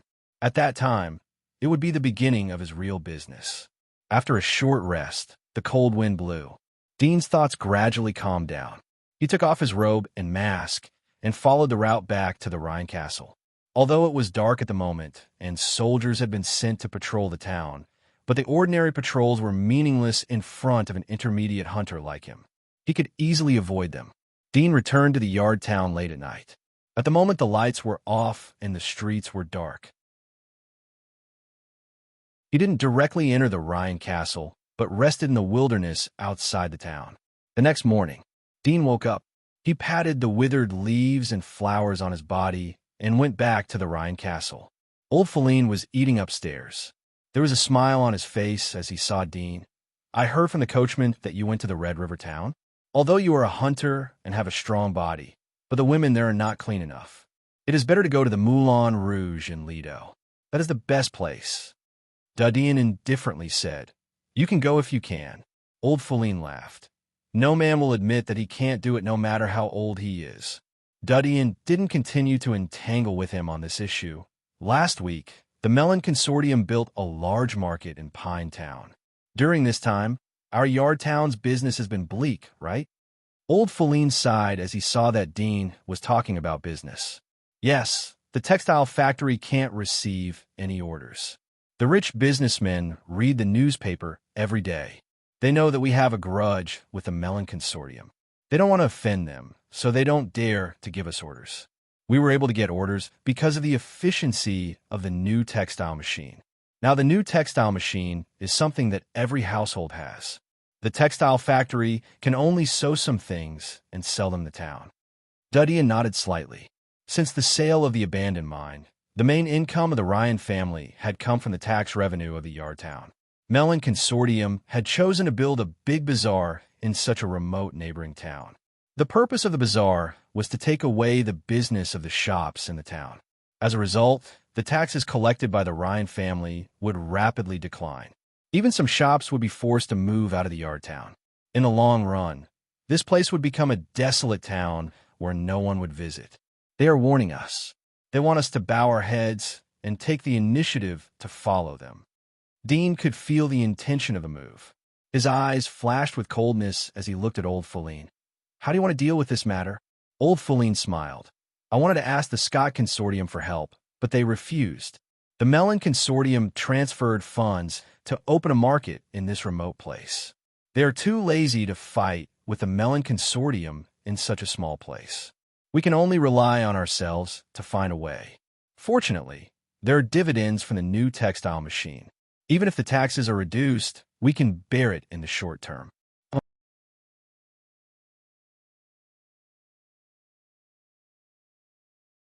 Chapter 238. For the Scott Consortium, we're just a small consortium. Most of our savings have been invested in the lease of the giant wall. Moreover, we have offended the Mellon Consortium. In the future, we can only rely on the Scott Consortium. Naturally, they don't take us too seriously. Dudian indifferently said. His years in prison had made him have a deeper and more intuitive view of things. Old Feline bitterly said, even so, in addition to your identity as a hunter, you are also a rookie inventor. In the future, you will create more benefits than a hunter. But they don't value this point. They are too short-sighted. Dudian pulled out a chair and sat on the table. It's not short-sighted. There are other considerations. They have already signed a contract with a new textile machine. In the future, it will be difficult to continue to improve it. Although I have invented this thing, but I haven't made any other achievements. In the eyes of others, it's just luck that I am favored by the goddess. Old Feline sighed. We can only wait for your arm to recover. If the dividends from the new textile machine are enough, then we will use our connections to buy the fountain of life from the Holy Church to treat your arm. Dudian looked at him and nodded slightly. His eyes swept to the newspapers on the table. He grabbed one and asked, Is there any news today? As usual, there is no big news related to us. Dudian read the newspapers one by one. He didn't see any news about the attack on the Dark Church's branch last night. Most of it was suppressed by the Dark Church's branch. After all, they couldn't see the light of day. The only report was that there was a strange noise in the town where the Dark Church's branch was located. It was suspected that there was a beast invasion and so on. Dudian paid attention to the source of a news agency that reported the article. He asked the servant to bring his breakfast and quickly finished it. He said to Old Feline, I need to rest for the next few days. Don't let anyone disturb me if there is nothing important. Well, that includes you. Old Feline was surprised. Don't worry. I won't disturb you. Take good care of yourself. I'll ask the kitchen to make some supplements for you. Dudian nodded. He got up and went back to his room. After closing the door, Dean took off his coat and took out the energy tube hidden under his left armpit. Previously, his left hand was injured, so the energy tube was not prominent under his thick clothes. In addition to the energy tube, there was a palm-sized chip reader hidden in the inner pocket of his coat.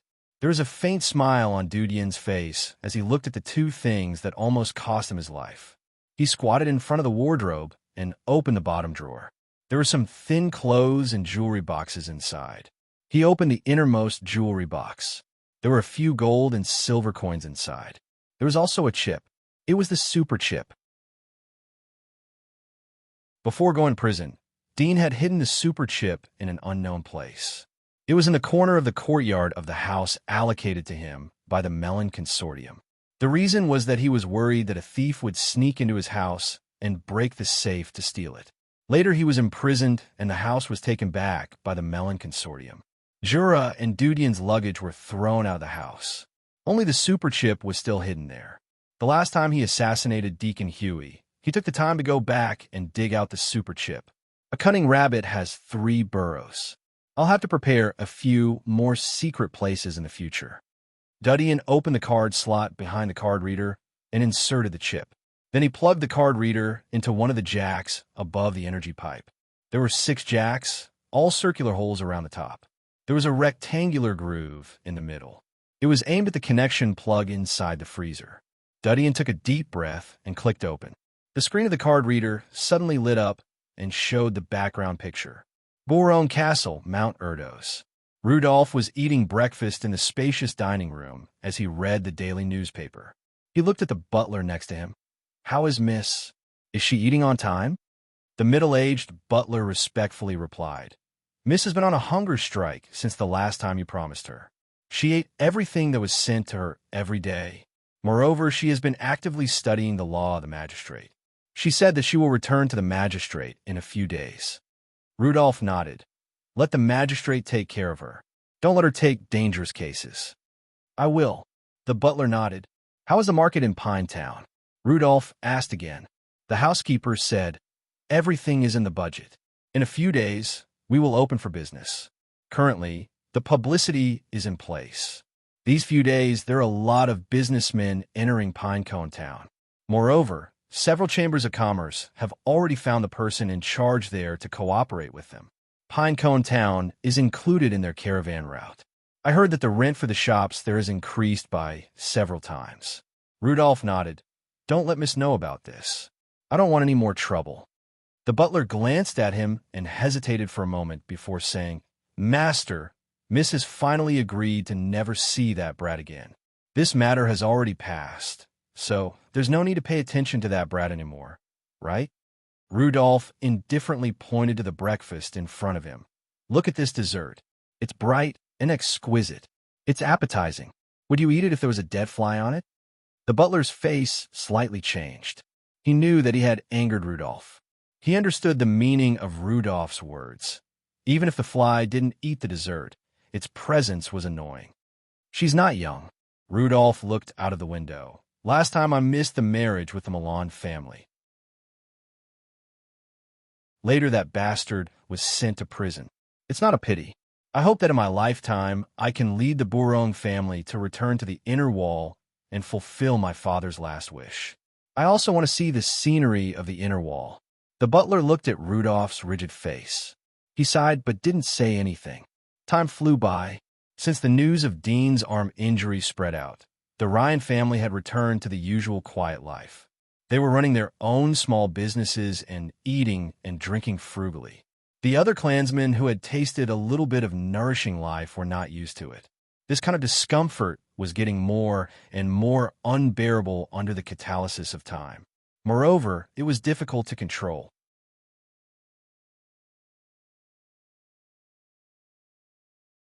Chapter 239.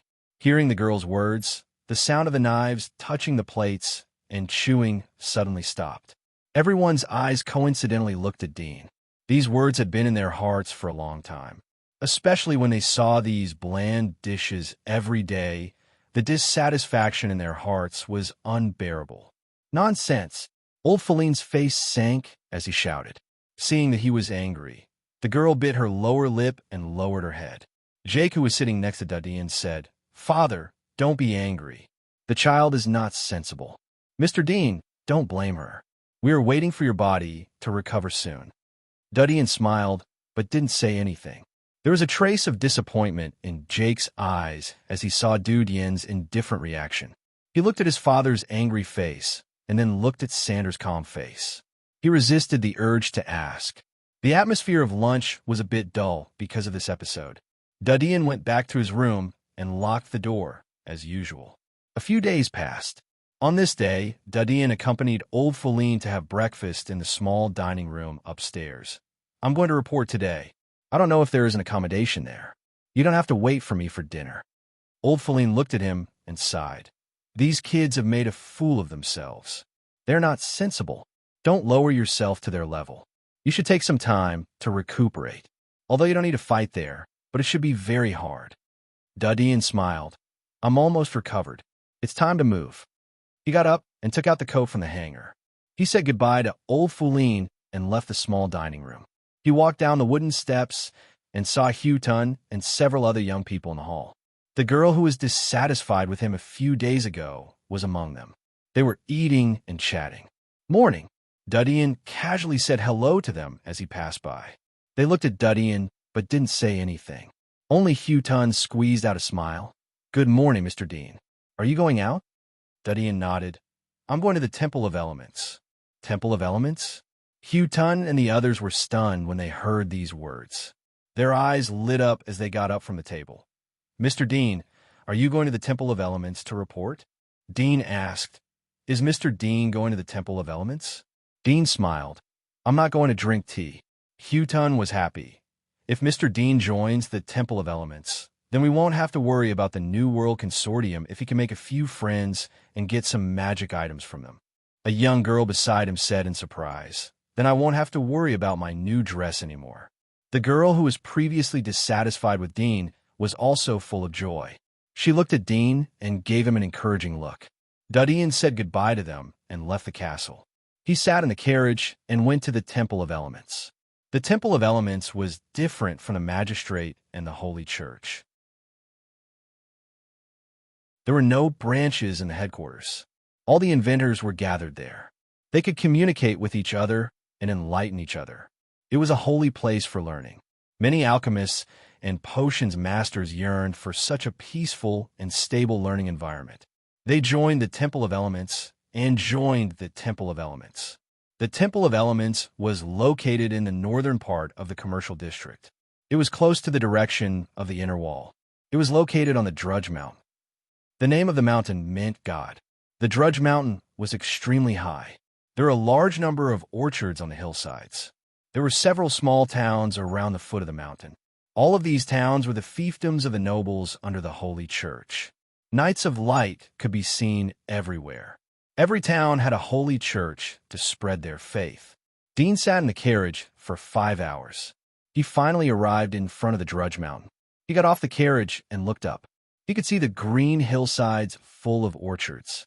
He told the coachman to go back first. He came to the front of the mountain and saw 8 Knights of Light stationed there.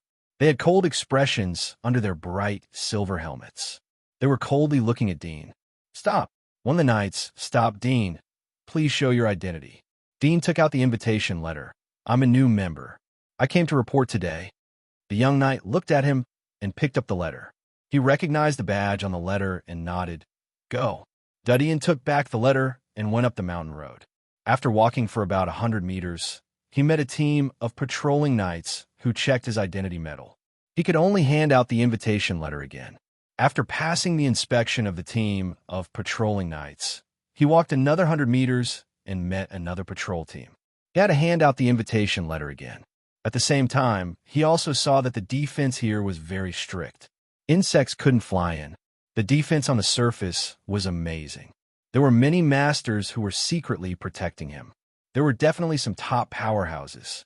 Even if a senior hunter came here, it would be difficult to protect him. After all, the Temple of Elements was an important tributary of the Holy Church. The losses would be too heavy if they were to be wiped out. After a moment, Dean came to the manor at the top of the mountain. He saw a very majestic castle standing at the top. It was the Temple of Elements. Who are you? Stop. The guard in front of the manor shouted as he saw Dean. Dean didn't say much as he directly handed out the invitation letter. The guard took a look at the letter to confirm that it was genuine. He handed back the letter. Please wait a moment. I'll help you inform them. He signaled to the guard next to him. The guard immediately turned and entered the castle. He came out after more than 10 minutes. At the same time, a middle-aged figure came out with him. It was Carrie who went to invite Dean last time. Mr. Dean, Carrie saw Dean from far outside the manor. He carefully identified him for a moment. There was a bit of surprise on his face. "You finally came. Please come in," Dean said. There was a delay in the middle. "Is there any impact?" No, Carrie enthusiastically said. "Our Temple of Elements is always open to young architects like you. Although you didn't come, but your name has already spread in the Temple of Elements. Your new textile machine work is very creative. It not only completely changed the efficiency of the textile machine, but also opened up a new era. Many masters have been inspired by your work and have gained a lot."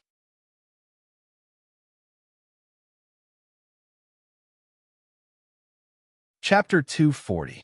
You have joined the Temple of Elements. We will award you the medal we owe you. Carrie laughed. It's very difficult to get a medal in the Temple of Elements, especially the Epic medal, which is one of the highest specifications. Many architects struggle for their whole life, but it's difficult to get this medal. You haven't joined us, so we can't award it to you. Please forgive us. There's a medal? Dean was slightly surprised, but he didn't care. He chatted for a while and followed Carrie into the Temple of Elements. Within the spacious hall, the walls were filled with the highest grade of lamp oil, burning with a light fragrance that refreshed one's heart. There were a few tea tables placed in the corner of the hall, and there were a few figures sitting there, flipping through books in their hands and sipping tea at the same time, looking very relaxed. "Come." Carrie took Dean to an office on the side of the hall. There were 7 or 8 desks, and more than a dozen figures were sitting there. The desks were full of documents, and they were busy. "I'll register your information," Carrie said as he sat down on one of the empty desks. He took out a few forms and contracts and handed them to Dean. Dean knew that his position in the Temple of Elements was similar to Peter's position in the scavenger headquarters. He was responsible for personnel management. He took the contract and looked at it. The content was similar to what Carrie had told him. He would be given a castle with a generous monthly salary. He would be able to freely enter the major libraries.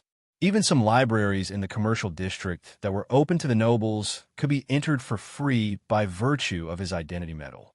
It could be said that, except for the fact that they were not aristocrats, all aspects of life were at the same level as aristocrats. Of course, this was only the lowest level of aristocrats. Only when they reached the senior architect level would they be able to get fiefs, collect taxes, build farms, and become landlords. "I'm an intermediate architect." Dean was surprised to see the contract. Carrie laughed. "Although you have just joined the Temple of Elements, your new textile machine proved your talent. So you were specially approved to be an intermediate architect. If you were to join the Temple of Elements and invent a new textile machine, then you would be directly promoted to an architect.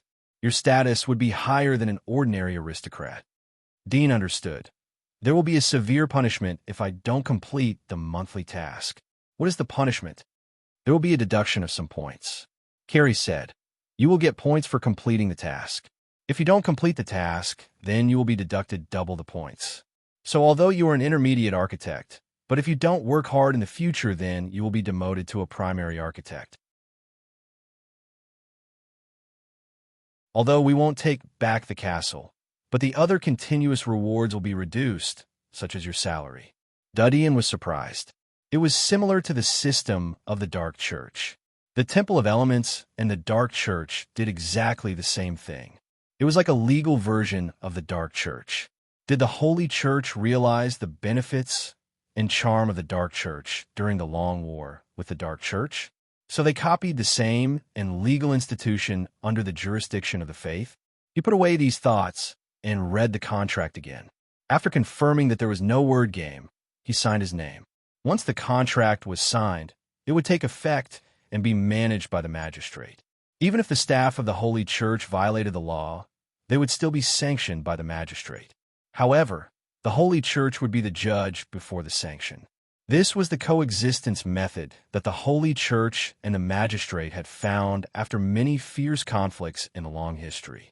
Carrie smiled as he saw Dean sign the contract. "Welcome to join us. After this contract is submitted, your identity medal will be produced. It will be sent to your hand in 3 to 5 days. This is your temporary identity certificate. Now I can take you to choose your castle." Dudian nodded. A castle was worth a few gold coins, but it wasn't something that could be built with money. Only the aristocracy had the right to build a castle. So rich businessmen who wanted to live in a castle had to pay double the price to ask the aristocracy to help build the castle and then buy it from them. But some of the upper-class aristocrats were very resistant to such a thing. After all, in a long history, the castle was almost the exclusive symbol of the aristocracy. If such a thing was rampant, then there would be castles everywhere in the future, and they wouldn't be able to show their noble identity. But there was no way to stop the other aristocrats from chasing after benefits. So the Holy Church was able to directly reward an intermediate architect with a castle. He followed Carrie to another room. There was a huge sand table that was more than 10 meters in size. It depicted the appearance of the entire commercial district. There are green marks on it. You can choose the castle, Carrie said. Dudeen was amazed in his heart. He had long wanted a map of the commercial district and even the entire giant wall. But there was no such thing for sale outside. He didn't expect to see a complete sand table here. He saw a large piece of the sand table in the center. It was the commercial zone of the entire commercial district. It was divided into 4 districts. More than 70% of the economy and more than half of the population of the commercial district were concentrated here. The outer edge of the commercial zone was the open wilderness. There were small towns and villages scattered here and there. There was a long black line outside the small towns and villages. It was a miniaturized city wall. It was the border fortress. As for the outside of the fortress, it wasn't included in the sand table. In the vicinity of Yard Town, there are 7 or 8 small towns the size of a palm. Dean quickly found the location of the Rhine Castle. The area of the Yard Town was like a small peanut on the sand table. According to such a proportion, it was conceivable that the commercial zone in the middle was a few meters in diameter. The area was huge and prosperous. He repeatedly looked at the sand table. This was a rare opportunity. If he could memorize the map, then it would be a lot easier in the future. While recording, his eyes also swept to some green-marked castles. There were dozens of them. He was a little surprised. He saw the unfathomable capital of the Holy Church. This one is good. Wait, let me see. Dean pointed to the castle marked with green color. He wanted to choose, but hesitated. His eyes were scanning the entire sand table.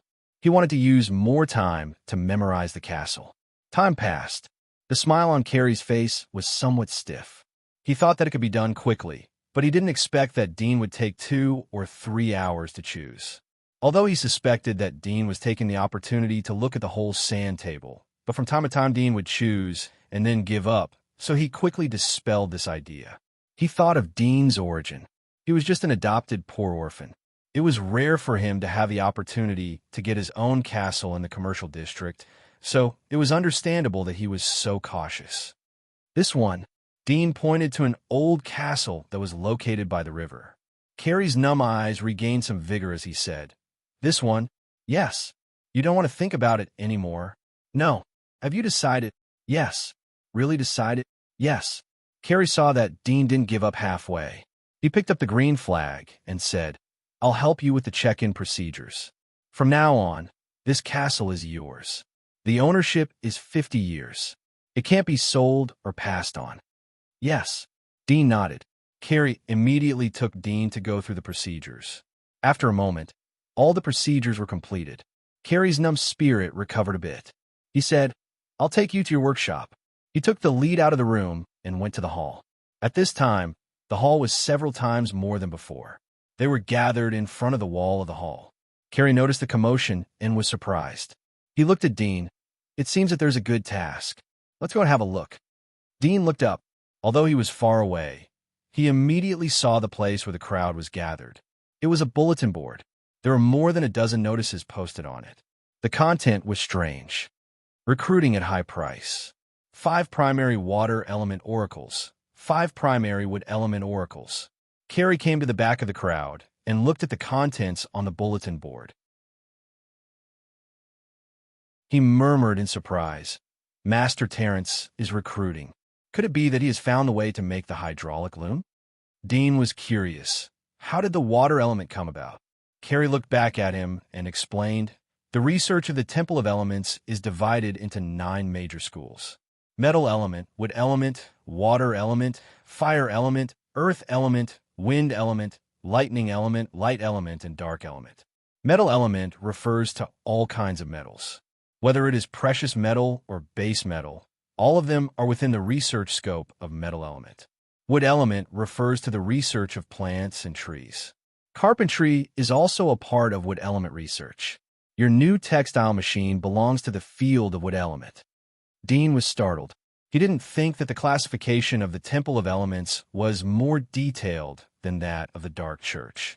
From a scientific point of view, the 9 major research schools included almost all the matter in the universe, including the 4 basic physical forces. Lightning element could be included in the research of lightning element. Your metal is the metal of wood element. Carrie said to Dean, "If you have new achievements in other fields of elements, then we will give you a new medal. But it is recommended to specialize in one field so as not to lose your way." "I will." Dean nodded. "Speaking of which, if you're interested, you can also take this reward and participate in Master Terrence's research. After the completion of the research, you will get the corresponding points as rewards." Carrie said in an excited tone, "If you're new here, then you can join other research teams. It will help you to quickly familiarize yourself with our place." Dean looked at another inconspicuous notice. The paper of this notice was yellowed and worn, but the content made his eyes slightly cold. But his expression was as usual. "You are right. This reward hasn't expired yet. Can I receive it?" Carrie followed his gaze and was immediately stunned. He said in astonishment, "You want to take this? This is the lightning element faction." Dean nodded. Carrie was speechless when he saw his confirmation. Didn't they agree to specialize in one area? Why did he change his mind the moment he agreed? "I suggest that you don't want to take it," Carrie patiently advised. "The lightning element is too dangerous, and it's easy to lose one's life. This bounty has been posted here for a few years, and people have accepted it, but all of them failed. 2 of them even lost their lives due to carelessness. You should change to something else." Dean was enlightened. No wonder the recruitment didn't mention the faction requirements. Carrie smiled. "The number of people in the lightning element faction is small. Who would dare to ask for a faction? But in the long run, the weak will only get weaker." Dean said, "I want to try."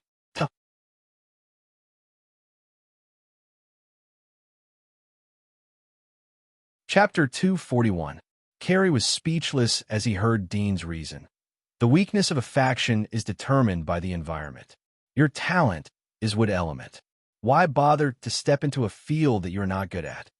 "How do you know that I'm not good at it if I haven't tried?" Dean asked. Carrie looked at his serious expression and felt a little depressed in his heart. He thought to himself, "You were able to develop a new type of textile machine only because your father was a tailor. The lightning element has nothing to do with life, and it's difficult to even get started." However, he naturally wouldn't say these words out loud, as it would offend people. He could only say, "Well, if you can't do it, then it's not too late to get out."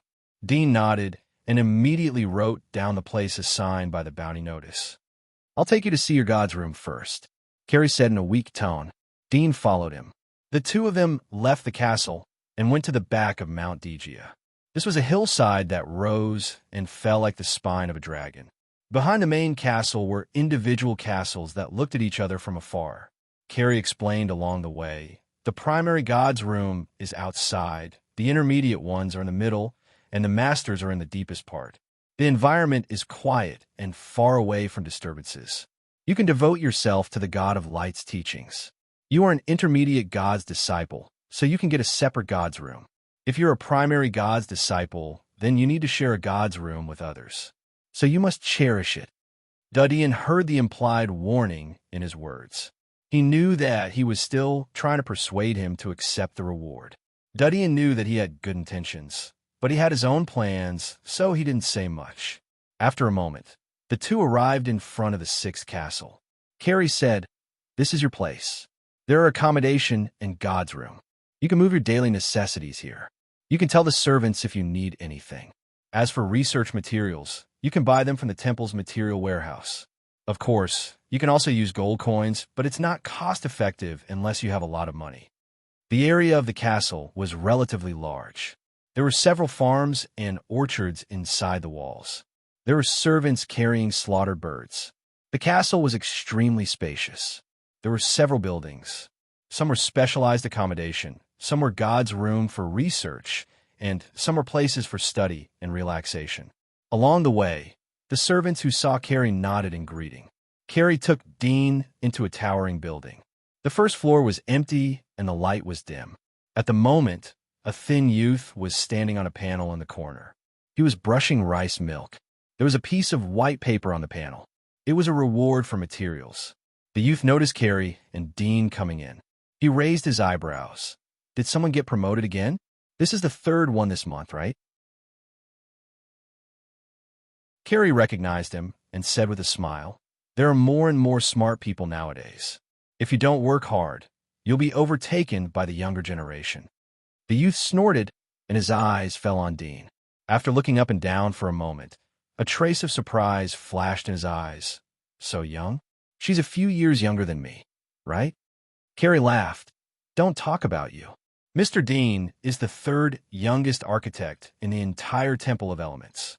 He is only 2 years older than the little monster from the fifth castle." 2 years older? The youth looked up and down at Dean. He felt the vitality of a teenager. He sighed, "Another newcomer with good potential. Maybe in a few years he will climb ahead of me." Carrie laughed. "That's why I told you to work hard. You don't want to bow to a junior who has entered the temple later than you, right?" The youth smiled and extended his hand to Dean. "Hello, my name is Bernard." "Dean." Dean also extended his hand and shook it. Bernard was stunned for a moment. His eyes widened as he said, "Dean, are you the creator of the new textile machine, Dean?" Dean touched his nose. "If it's Dean who created the new textile machine, then it should be me." Bernard was stunned for 2 seconds as he heard Dean's witty answer. His eyes lit up as he said in surprise, "I've heard about your deeds for a long time. At such a young age, you have created an epic-making textile machine. Gee, this is the pride of our wood element. I was wondering why there was such a young newcomer. It turned out to be you. Haha, I didn't expect to learn from you." Dean smiled but didn't know how to answer. Carrie laughed. "Don't be happy too early. You're also a wood element. Be careful not to be overtaken by Dean. It's normal to be overtaken." Bernard didn't care. Carrie was speechless. He rolled his eyes and said, "You lack the fighting spirit. That's why you are here." Bourne snappily said, "I don't lack fighting spirit. What I lack is money. Who told me to come from a poor family? Other people use a lot of materials for their experiments. I have to be careful and frugal. It's not easy for me to become an intermediate architect. Sigh, I should find a noble to earn some extra money. Nobles nowadays are too smart." Speaking up to here, Bourne's face showed a bit of sadness. Carrie understood his situation. He didn't say anything more. He looked at Dean. "I'll take you to your room." "I'll go too."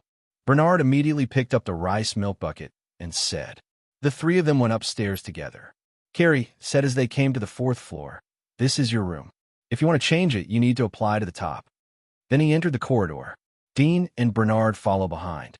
There were 4 spacious rooms on this floor. Each of them was a separate God's tool room. There were some basic God's tools used for research. That is, experimental equipment. This is the room. Carrie took out the key and opened the door of the 2nd room. They saw that it was extremely spacious. It was about hundreds of square meters. There were several sawing tables and some small tools. If you lack any God relics, then you can apply to the top or go to the temple to buy them. Carrie said, "In addition to the monthly tasks, the other things you make will be included in the temple for sales evaluation. You will get a corresponding commission from the points you sell." Dean's eyes lit up. "Is my new textile machine the same?" Carrie shook his head. "You have signed a contract with the Scott Consortium. We can't get involved." Dean was a bit regretful, but he expected it. He glanced at the room and thought of several things. One of them happened to be what he urgently needed. He secretly noted it down in his heart. "Hey, newcomers." At this time, an old man passed by the door. He was surprised to see Dean and the other 2 in the room.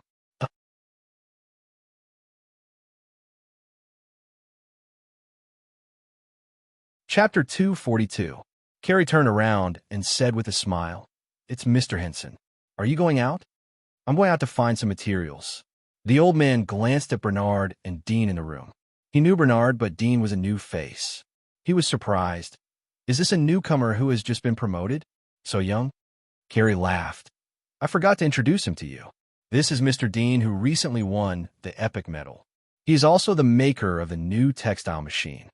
Henson was startled. The gentle smile on his face slowly disappeared. He frowned. "Him?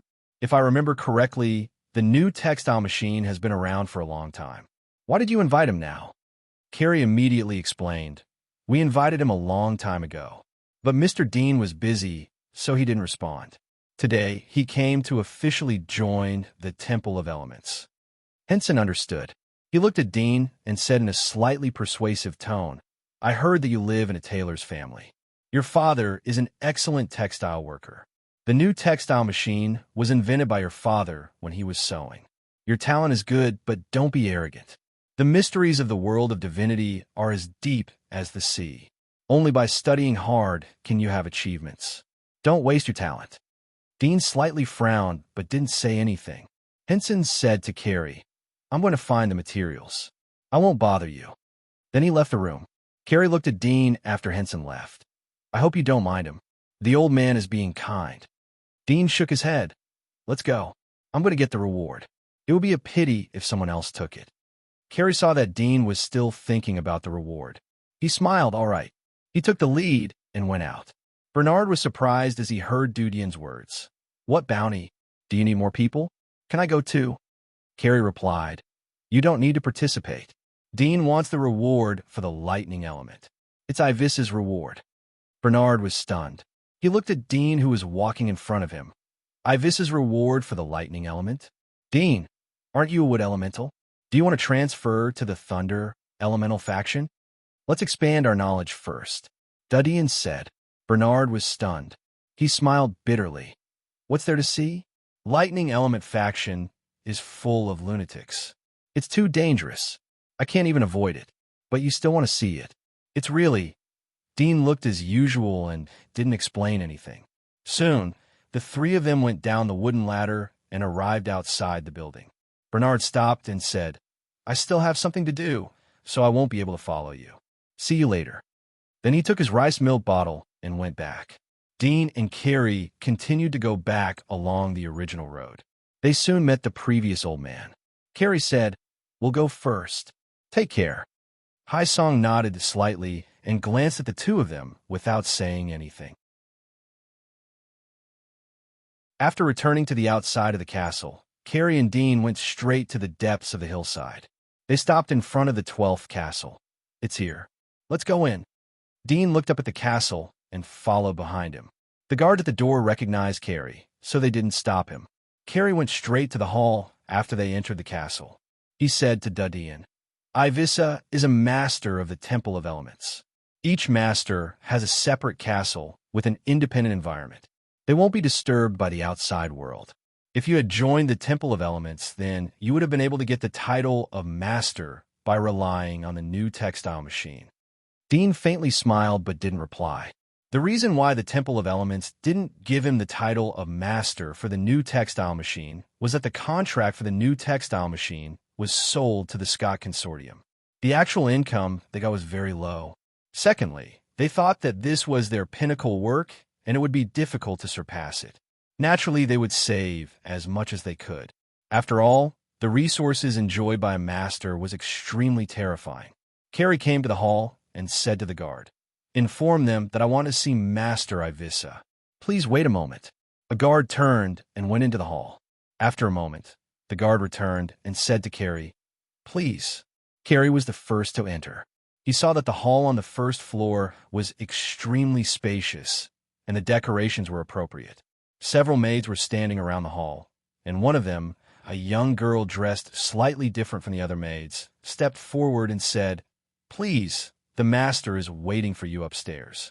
She turned around and led the way. He came to the study room on the second floor. Dudian heard two hearty laughter as Carrie pushed the door open. He saw two figures sitting on the sofa. One of them was a middle-aged man dressed casually. The other one was a 70-year-old man with a white beard. They were talking about something. And were laughing. Carrie was surprised when he saw the middle-aged man. Master Terence? Dean vaguely felt familiar when he heard the name. He remembered that the person was the one who had issued the reward for the hydraulic loom. He looked at the person. Little Carrie? The old man looked back at Carrie. What are you doing here? Is it because I'm going to be promoted? Carrie smiled as he heard Terence's joke. Greetings, masters. Let me introduce you. This is Mr. Dean. He is the maker of the new textile machine. We came here because Mr. Dean wants to receive the reward task from Master Ivissa. The smile on Old Man Ivissa's face disappeared. Terence, who was next to him, was also startled. His eyes flashed with a sharp light as he looked at Dean from head to toe. Terence frowned as he didn't feel the slightest awe from Dean's eyes. There was an inexplicable feeling in Dean's eyes. If he had to describe Dean's eyes, then it would be like a prey caught in a net. It made his heart uncomfortable. Dean's eyes touched Terence's but immediately moved away. He looked at Old Man Ivissa. Greetings, Master. I want to take the task you have issued. I want to look for bioelectricity. Old Man Ivissa looked at him from head to toe. Although the reward is generous, but the requirements are not low. Have you learned any inventions before? No. Dean nodded. Old Man Ivissa shook his head. That's a pity, although any faction can receive it. But my requirement is that you must master some simple knowledge of inventions. I'm sorry that you can't meet my requirements. Dean slightly frowned. I can learn. I can definitely provide you with help. No need. Old Man Ivissa shook his head. This task has been hanging for a long time. I should consider withdrawing it. As for you, you are able to make a new textile machine. It shows that you have some talent. I hope that you can study the path of wood element. Don't be greedy for small benefits and delay your important matters. The future is very long and you are still young. You have to calm down and learn well. Dean looked at Ivissa's expression. He saw that Ivissa had made up his mind. He frowned and sighed. Well, I know. Old Ivissa is right. At this time, Terence also said, occasional luck won't last long. Only by mastering a deep foundation of inventions can you continue to grow in the future. Dean looked at him, but didn't say anything. He looked at Carrie. I'll go back first. Masters, goodbye. Then he turned and left. Carrie also looked at Ivissa and Terence. Masters, I'll go back too. I'll send him off so that he won't get lost. Then he chased out of the castle. Terence frowned as he looked at Dean's back. A lucky person who is favored by the god of light is a civilian's son. He is short-sighted and doesn't know how to use the rare opportunities available to him. He should study hard and become a real good architect. Ivissa slowly shook his head and sighed. If his new textile machine came out a little later, then the epic metal might fall on your head. Although you have the idea of making a hydraulic loom, but it hasn't been completed, so you can't get an evaluation. Now you can only get a waterwood metal. Terence's face sank. This was a sore spot in his heart.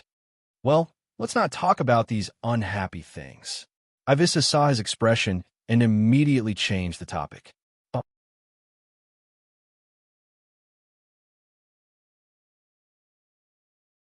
Chapter 243. Dudian left the castle and went back the way he came. Carrie caught up from behind. He looked at Dudian's expression and patted his shoulder. Don't be frustrated. Master Ivissa didn't accept you because he was afraid of delaying your talent. It's not a bad choice. If you concentrate on the wood element, then it's not impossible for you to recreate something comparable to the new textile machine in the future. Once you become a master, it's not too late to distract yourself and learn other things. Dudian knew his good intentions. What's the task for this month? Now it's half of the month. All the tasks will be issued at the beginning of the month.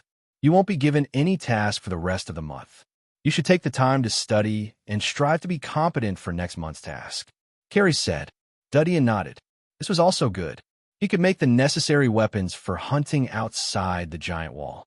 Now that he had the knowledge from the super chip, he wanted to make weapons to hunt monsters outside the giant wall as soon as possible. He wanted to upgrade his physique to the level of senior hunter as soon as possible. He knew that it would take too long to practice his skills. He could only rely on his physique to make up for it. The purpose of joining the Temple of Elements was to use this identity as a cover to buy some materials that were difficult to buy. Now that you have joined the Temple of Elements, there will be a ceremony to award you the medal. Carrie said, after the ceremony is over, we will help you hold a banquet and invite all the nobles to come and participate. Those who have won the Epic Medal are famous masters in the 3 regions. You're the youngest person in the history of the Epic Medal. In the future, when you become a senior architect, the temple will focus on cultivating you. You can go to the inner wall to study. This is the right of master. Go to the inner wall? Dudian's eyes moved. He was quite interested in the inner wall. After a moment, Dean and Carrie left the top of the Temple of Elements. They sat in a carriage and went to the castle that Dean had chosen. They were going to do the handover procedures. A few days passed in the blink of an eye. In Orion Castle, old Fuline looked at the binoculars that Dudian handed over. Is this the one you improved? Dudian laughed. Try it. Old Fuline immediately grabbed the binoculars and looked out of the window. He was amazed. So far, I can see the faces of the pedestrians in the small town outside the hillside. Dudian smiled. The telescope was invented by the Temple of Elements shortly after the invention of the glass. The telescope had a long history of development and would never reach its limit. The famous Hubble telescope was able to observe the expansion of the universe. Some of the more advanced telescopes in the later generations could even see the other side of the universe. Gee, I didn't expect you to be able to improve other magic items after joining the temple for a few days. Old Fuline was amazed, but he had seen Dean's clever performance more than once, so he wasn't too shocked. If this thing is submitted to the temple, it should be able to sell a lot of points, right? It's all right. There's still a long way to go before I can buy the water of life. Dudian said.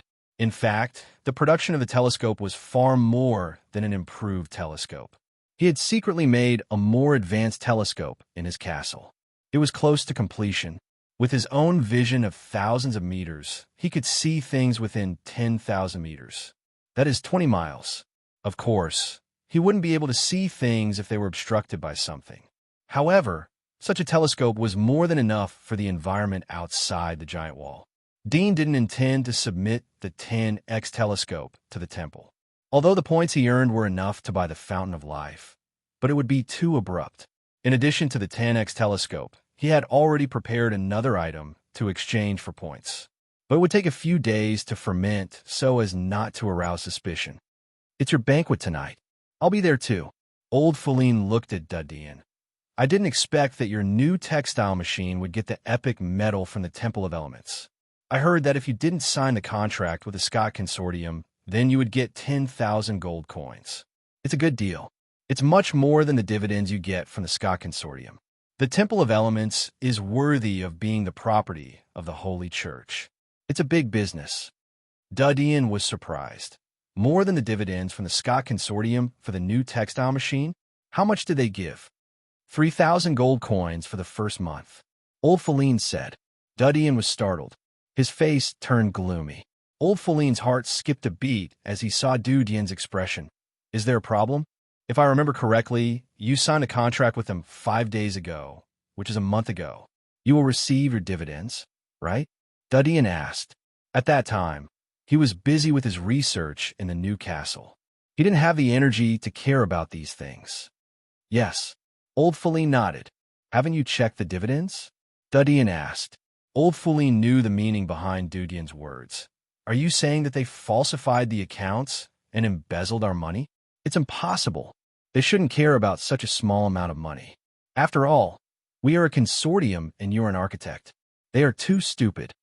Dudian said in a cold voice. I'm afraid it's not a small amount of money. If they have enough money, they would dare to pluck the hair off the head of Tiger.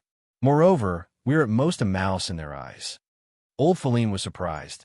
You mean the dividends are far more than that? Generally, the birth of a new product needs publicity and promotion. After a period of gestation, it will burst into resounding popularity and occupy the market. But the new textile machine is different. Dudian said, the original textile machine that everyone is familiar with has been improved. The results are remarkable. Anyone with a discerning eye can understand it. In other words, the profit earned in the first month is the best time. After the first 3 months, the funds will gradually stabilize and then slowly decline. With the status of the new textile machine, it can even enter the inner wall. It won't just circulate in the 3 districts. So, this amount of money isn't enough to fill the gap between the teeth. Old Feline was stunned. Although he expected that the new textile machine would be very valuable and would have a great impact, but after all, it was something used by civilians. 3,000 gold coins was a lot for him after he split it with Scott Consortium. I'll go back and investigate this matter, Old Feline said in a dignified tone. Dudian shook his head. I'm sure that they are greedy. The 10,000 gold coins given by the Temple of Elements is just a symbolic reward. I'll ask someone in the temple, and they will be able to estimate the market value of the new textile machine. Even if we only get 20% of the profits from the Scott Consortium, it will still be a huge amount of money. His eyes narrowed as he spoke.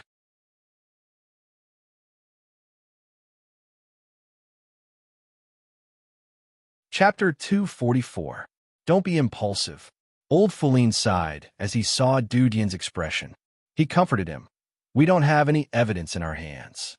Even if we know that they have falsified the accounts, there's no way to get justice. Although you're an architect and your status is different from before, but the brighter your aura is, the more attention you will attract. Don't lose the big picture because of small things. We will slowly settle this account in the future. Dudian saw the worry in the old man's eyes. He gently raised his hand and patted the old man's shoulder. I will deal with this matter. Don't worry. People are fragile. Whether it is a senior hunter or an ordinary person, they are all fragile. It doesn't take a big axe to destroy a sophisticated machine. Sometimes a hair of dust can dismember it. Old Feline looked at the deep darkness in Dudian's eyes. He felt that the temperature of the surrounding air had dropped a bit. There was an inexplicable tremor in his heart. It was as if the person standing in front of him wasn't a human teenager, but a dark, evil monster. Now, let's go to the banquet. Dudian's face suddenly showed a smile. His temperament was as gentle as spring breeze. Old Feline was in a trance. He didn't have time to carefully investigate the previous feeling. He was reminded by Dudian's words. He immediately responded, Yes, it's getting late. Let's go to the banquet first. We will talk about this matter later. This banquet has invited all the aristocrats. It's a great opportunity for us to take the opportunity to win over other aristocrats. It's a rare time to gather contacts. Dudian smiled and helped him to leave the room. Old Feline told the butler outside to prepare the carriage. Both of them went to the venue of the banquet, St. Petersburg. St. Petersburg used to be a cathedral of the Holy Church. Later on, Church of Holy Church became the headquarters of the Temple of Elements. St. Petersburg was the closest place to the Temple of Elements. The sun gradually fell. The sky was dim and the stars were twinkling. Dozens of carriages were parked outside the manor in front of St. Petersburg. All of them were aristocrats from various places in the commercial district. They included various consortia. Whether it was the upper-class aristocrats or some aristocrats who wanted to rise up, they had come in person. After all, he was the person who won the epic medal from the Temple of Elements. Although some consortiums, such as Scott and Mellon Consortium, didn't care too much about him, but they didn't dare to ignore the epic medal from the Temple of Elements. The sky had just turned dark when the incense lamps were lit outside the manor. This was the highest level of incense oil, and it came from the bodies of golden beasts. Even in the castles of some high-class nobles, it was only used in dining rooms, study rooms, and bedrooms. Here, it was directly lit on the street lamps outside the manor. Even the guards on duty could feel their vitality being refreshed, and their exhaustion was swept away. Carrie and several other colleagues received the distinguished guests at the entrance. They exchanged greetings with each other. Carrie was an acquaintance of the noble circle and the Temple of Elements. He had a wide network of contacts. As soon as he saw 2 nobles enter, he saw a carriage coming from outside. His eyes lit up when he saw the flag on the carriage. They're here. The carriage stopped. Dean helped Old Feline out of the carriage. Old Feline's son Sander followed behind them. They were like juniors waiting behind. Mr. Carey immediately came forward and laughed. As the protagonist of tonight, you're a bit late. Dean shrugged. Traffic jam. Carey smiled and looked at old Feline. This is the old patriarch. His body is still so healthy. You really picked up a treasure. It's just luck. Old Feline laughed. Please come in. It's windy outside. Carey immediately invited and led the way. The three of them entered the manor and came to St. Petersburg. The luxurious and heavy gate that could accommodate more than 10 people at the same time slowly opened, and golden light shone on the three of them. Laughter and chatter came from inside. The first thing that came into their sight was the extremely luxurious yet retro grand hall and the glass chandeliers that were so exquisite that they could be called works of art. Of course, it wasn't electricity inside, but Sanskrit oil. You go ahead, we'll take a walk. Dean said to him. Carey laughed. Well, there are a lot of people now. I'll go and greet them first. I'll accompany you later. Dean helped old Feline to come to the hall after Carey left. There were several huge long tables filled with all kinds of fresh fruits, pastries, and wine. Some aristocrats were standing together and chatting. They were covering their mouths and laughing in a low voice. Their manners showed aristocratic etiquette and cultivation. I didn't expect that I would be lucky enough to come to St. Petersburg. Old Feline sighed. My father had come here once when he was young, but he didn't bring me. But now I'm here in person because of you. It's really as luxurious as the rumors say. I think only the top craftsmen can build such a majestic castle. Dean smiled and picked up a few plates of pastries with low sugar content. He handed them to old Feline. Eat something. We'll go and sit next to each other. Okay. Old Feline nodded and sat down on the sofa. He smiled at Dean. You go and play by yourself. Don't accompany an old man like me. You're not young. It would be good if you can take this opportunity to hook up with a few aristocratic ladies. Dean helplessly looked at him. I'm afraid that I won't be able to find one that matches my age. No, 16 or 17 years old is a bit old, but it's not uncommon. It's rare to meet someone over 20 years old. Look over there. Old Feline laughed. Dean glanced at the direction of his finger. There were several aristocratic ladies who were about 14 or 15 years old. They were chatting and laughing together. He looked at old Feline. I'm going to walk around. You have a good rest. After he finished speaking, he walked to the center of the hall and wandered around. His eyes swept across the nobles who came to him. His sharp hearing allowed him to distinguish the low murmurs of their conversations. Although it was not a secret in such an occasion, he could still hear the things that these nobles liked to talk about in their interests. Bourong family. Dean's eyes fell on a middle-aged man. His calm expression suddenly turned gloomy. He was familiar with this man's face, although he had only seen him once, but his face was firmly and deeply engraved in his heart. It was Jenny's father, Rudolph. At the moment, there were several aristocrats around Rudolph. They were chatting with him while holding bottles of wine.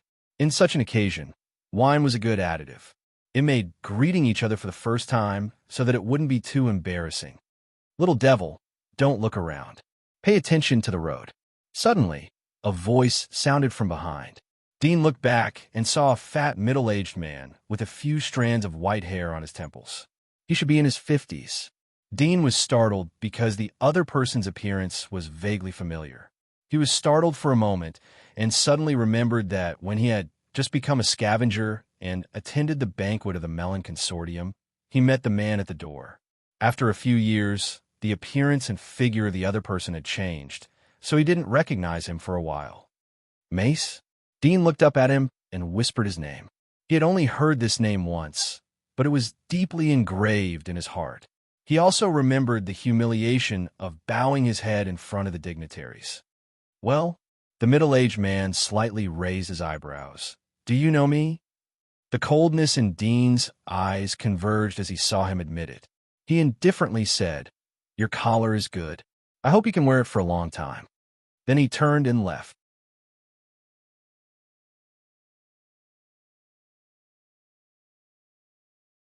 Chapter 245. Do Dean? As Dean passed by a long table, a soft and weak voice suddenly sounded, with a bit of timidity in it. Dean was a little surprised. He turned his head and saw a beautiful woman with beautiful hair like a waterfall. She was slender, wearing a light pink skirt. She was elegant and full of gentle temperament. Her eyes under the long eyelashes had a bit of shyness. He could not help but wonder. "You are?" It seemed that he had never seen this girl before. "I am Ania." There was a trace of disappointment in the girl's eyes as she saw that Dean didn't recognize her. But she still took the initiative to introduce herself. There was a trace of embarrassment on her face. "I'm from the Avril family. We met when you were young." "When I was young?" Dean was surprised. He suddenly remembered. "Is that you?" When he was adopted by Jura and her husband wanted to marry him into the Avril family. But fortunately, the other party was not satisfied with this blind date. He still remembered that in that cold, windy street, there was a beautiful girl whose voice was as sharp as a knife cutting his face. Her questioning made him realize the reality. From then on, he began to learn to adapt and become self-reliant. "It's me." Ania's cheeks reddened. "I didn't expect that you would become so handsome in a blink of an eye." Dean smiled. He didn't expect that the beautiful girl would be a slim and graceful beauty now. She should have just turned 20 years old. Her appearance was very different from before, but she was still as beautiful and moving as before. He didn't hate the girl when they separated. Instead, he was grateful to her. Now that they met again, his heart was filled with emotions and a touch of nostalgia. In the blink of an eye, he had been in this world for so long. Time passed in a hurry. Compared to the current living environment, the little girl's questions were so cute and pure. Unfortunately, he couldn't go back to that world. "I hope you don't mind the things that happened in the past." Ania saw that he didn't speak for a long time. She bowed. "We were young at that time. I was quite capricious and said some rude things. I hope you can forgive me." Dean smiled. "It's all in the past. I want to thank you. If you had agreed to the marriage, then I wouldn't be here today." Ania looked at Dudian's expression and saw that he wasn't being sarcastic. She was relieved. "How can that be? Your talent is obvious to all. There are very few people who can get the epic medal from the Temple of Elements in the history of the Giant Wall. You are so young, and yet you were able to get such a medal. Your future is limitless." Dean didn't feel happy after hearing her compliments. Instead, the faint aftertaste and nostalgia in his heart faded away. There was a bit of emptiness and regret in his heart. Some things in the past couldn't come back.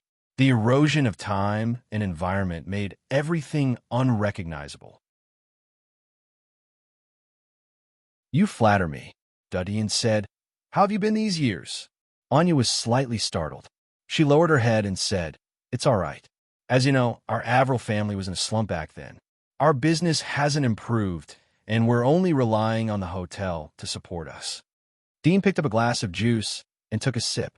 He silently looked at her. Anya saw that Dean didn't answer her. She rolled her eyes. "My business is boring. I'm curious about yours. Is it convenient to tell me how you became an architect?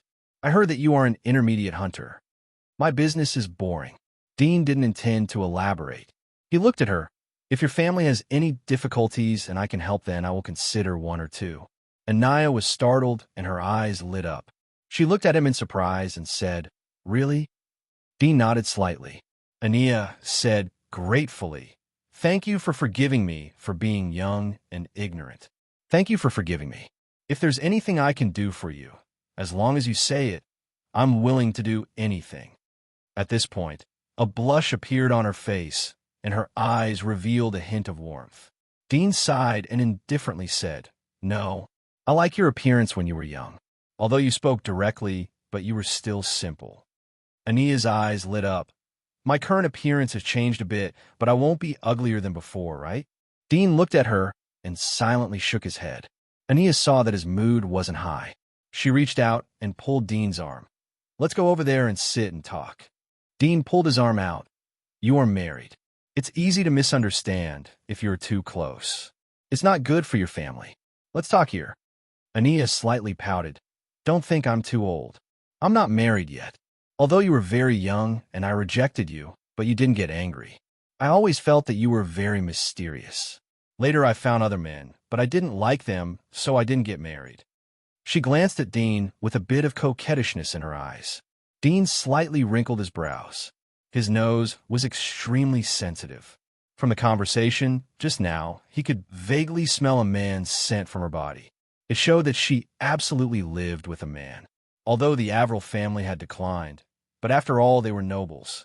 Their children slept alone. It was impossible to squeeze into bed with their parents and siblings. The smell could only be left by her husband or other men. Dean looked at her pouting and coquettish expression, but did not speak. From the beginning, she was coquettish, but now, in just a few words, she began to act coquettishly, which made him feel lost and regretful. Seeing her again might be better than not seeing her again. Seeing that he did not speak, Ania quickly paid attention to his expression. Seeing the young man slightly frowning, she immediately knew that she had used too much force. She quickly put away the charm in her eyes and changed the topic. I heard that you can also write poems. Can you write one for me? Dean looked at her for a moment and nodded. All right. He was about to recite a poem when he saw Carrie coming from outside. He immediately knew that almost all the guests had arrived. He immediately said to Ania, "We will talk about the poem later. I still have things to do. Enjoy your meal." Then he left her and walked towards Carrie. Are you going to start? Yes. Carrie saw Dudian and looked at Ania. He smiled at Dudian. I didn't expect you to like this type of girl. Sorry to disturb you. Everyone is here. We can't let others wait for too long. Let's get down to business.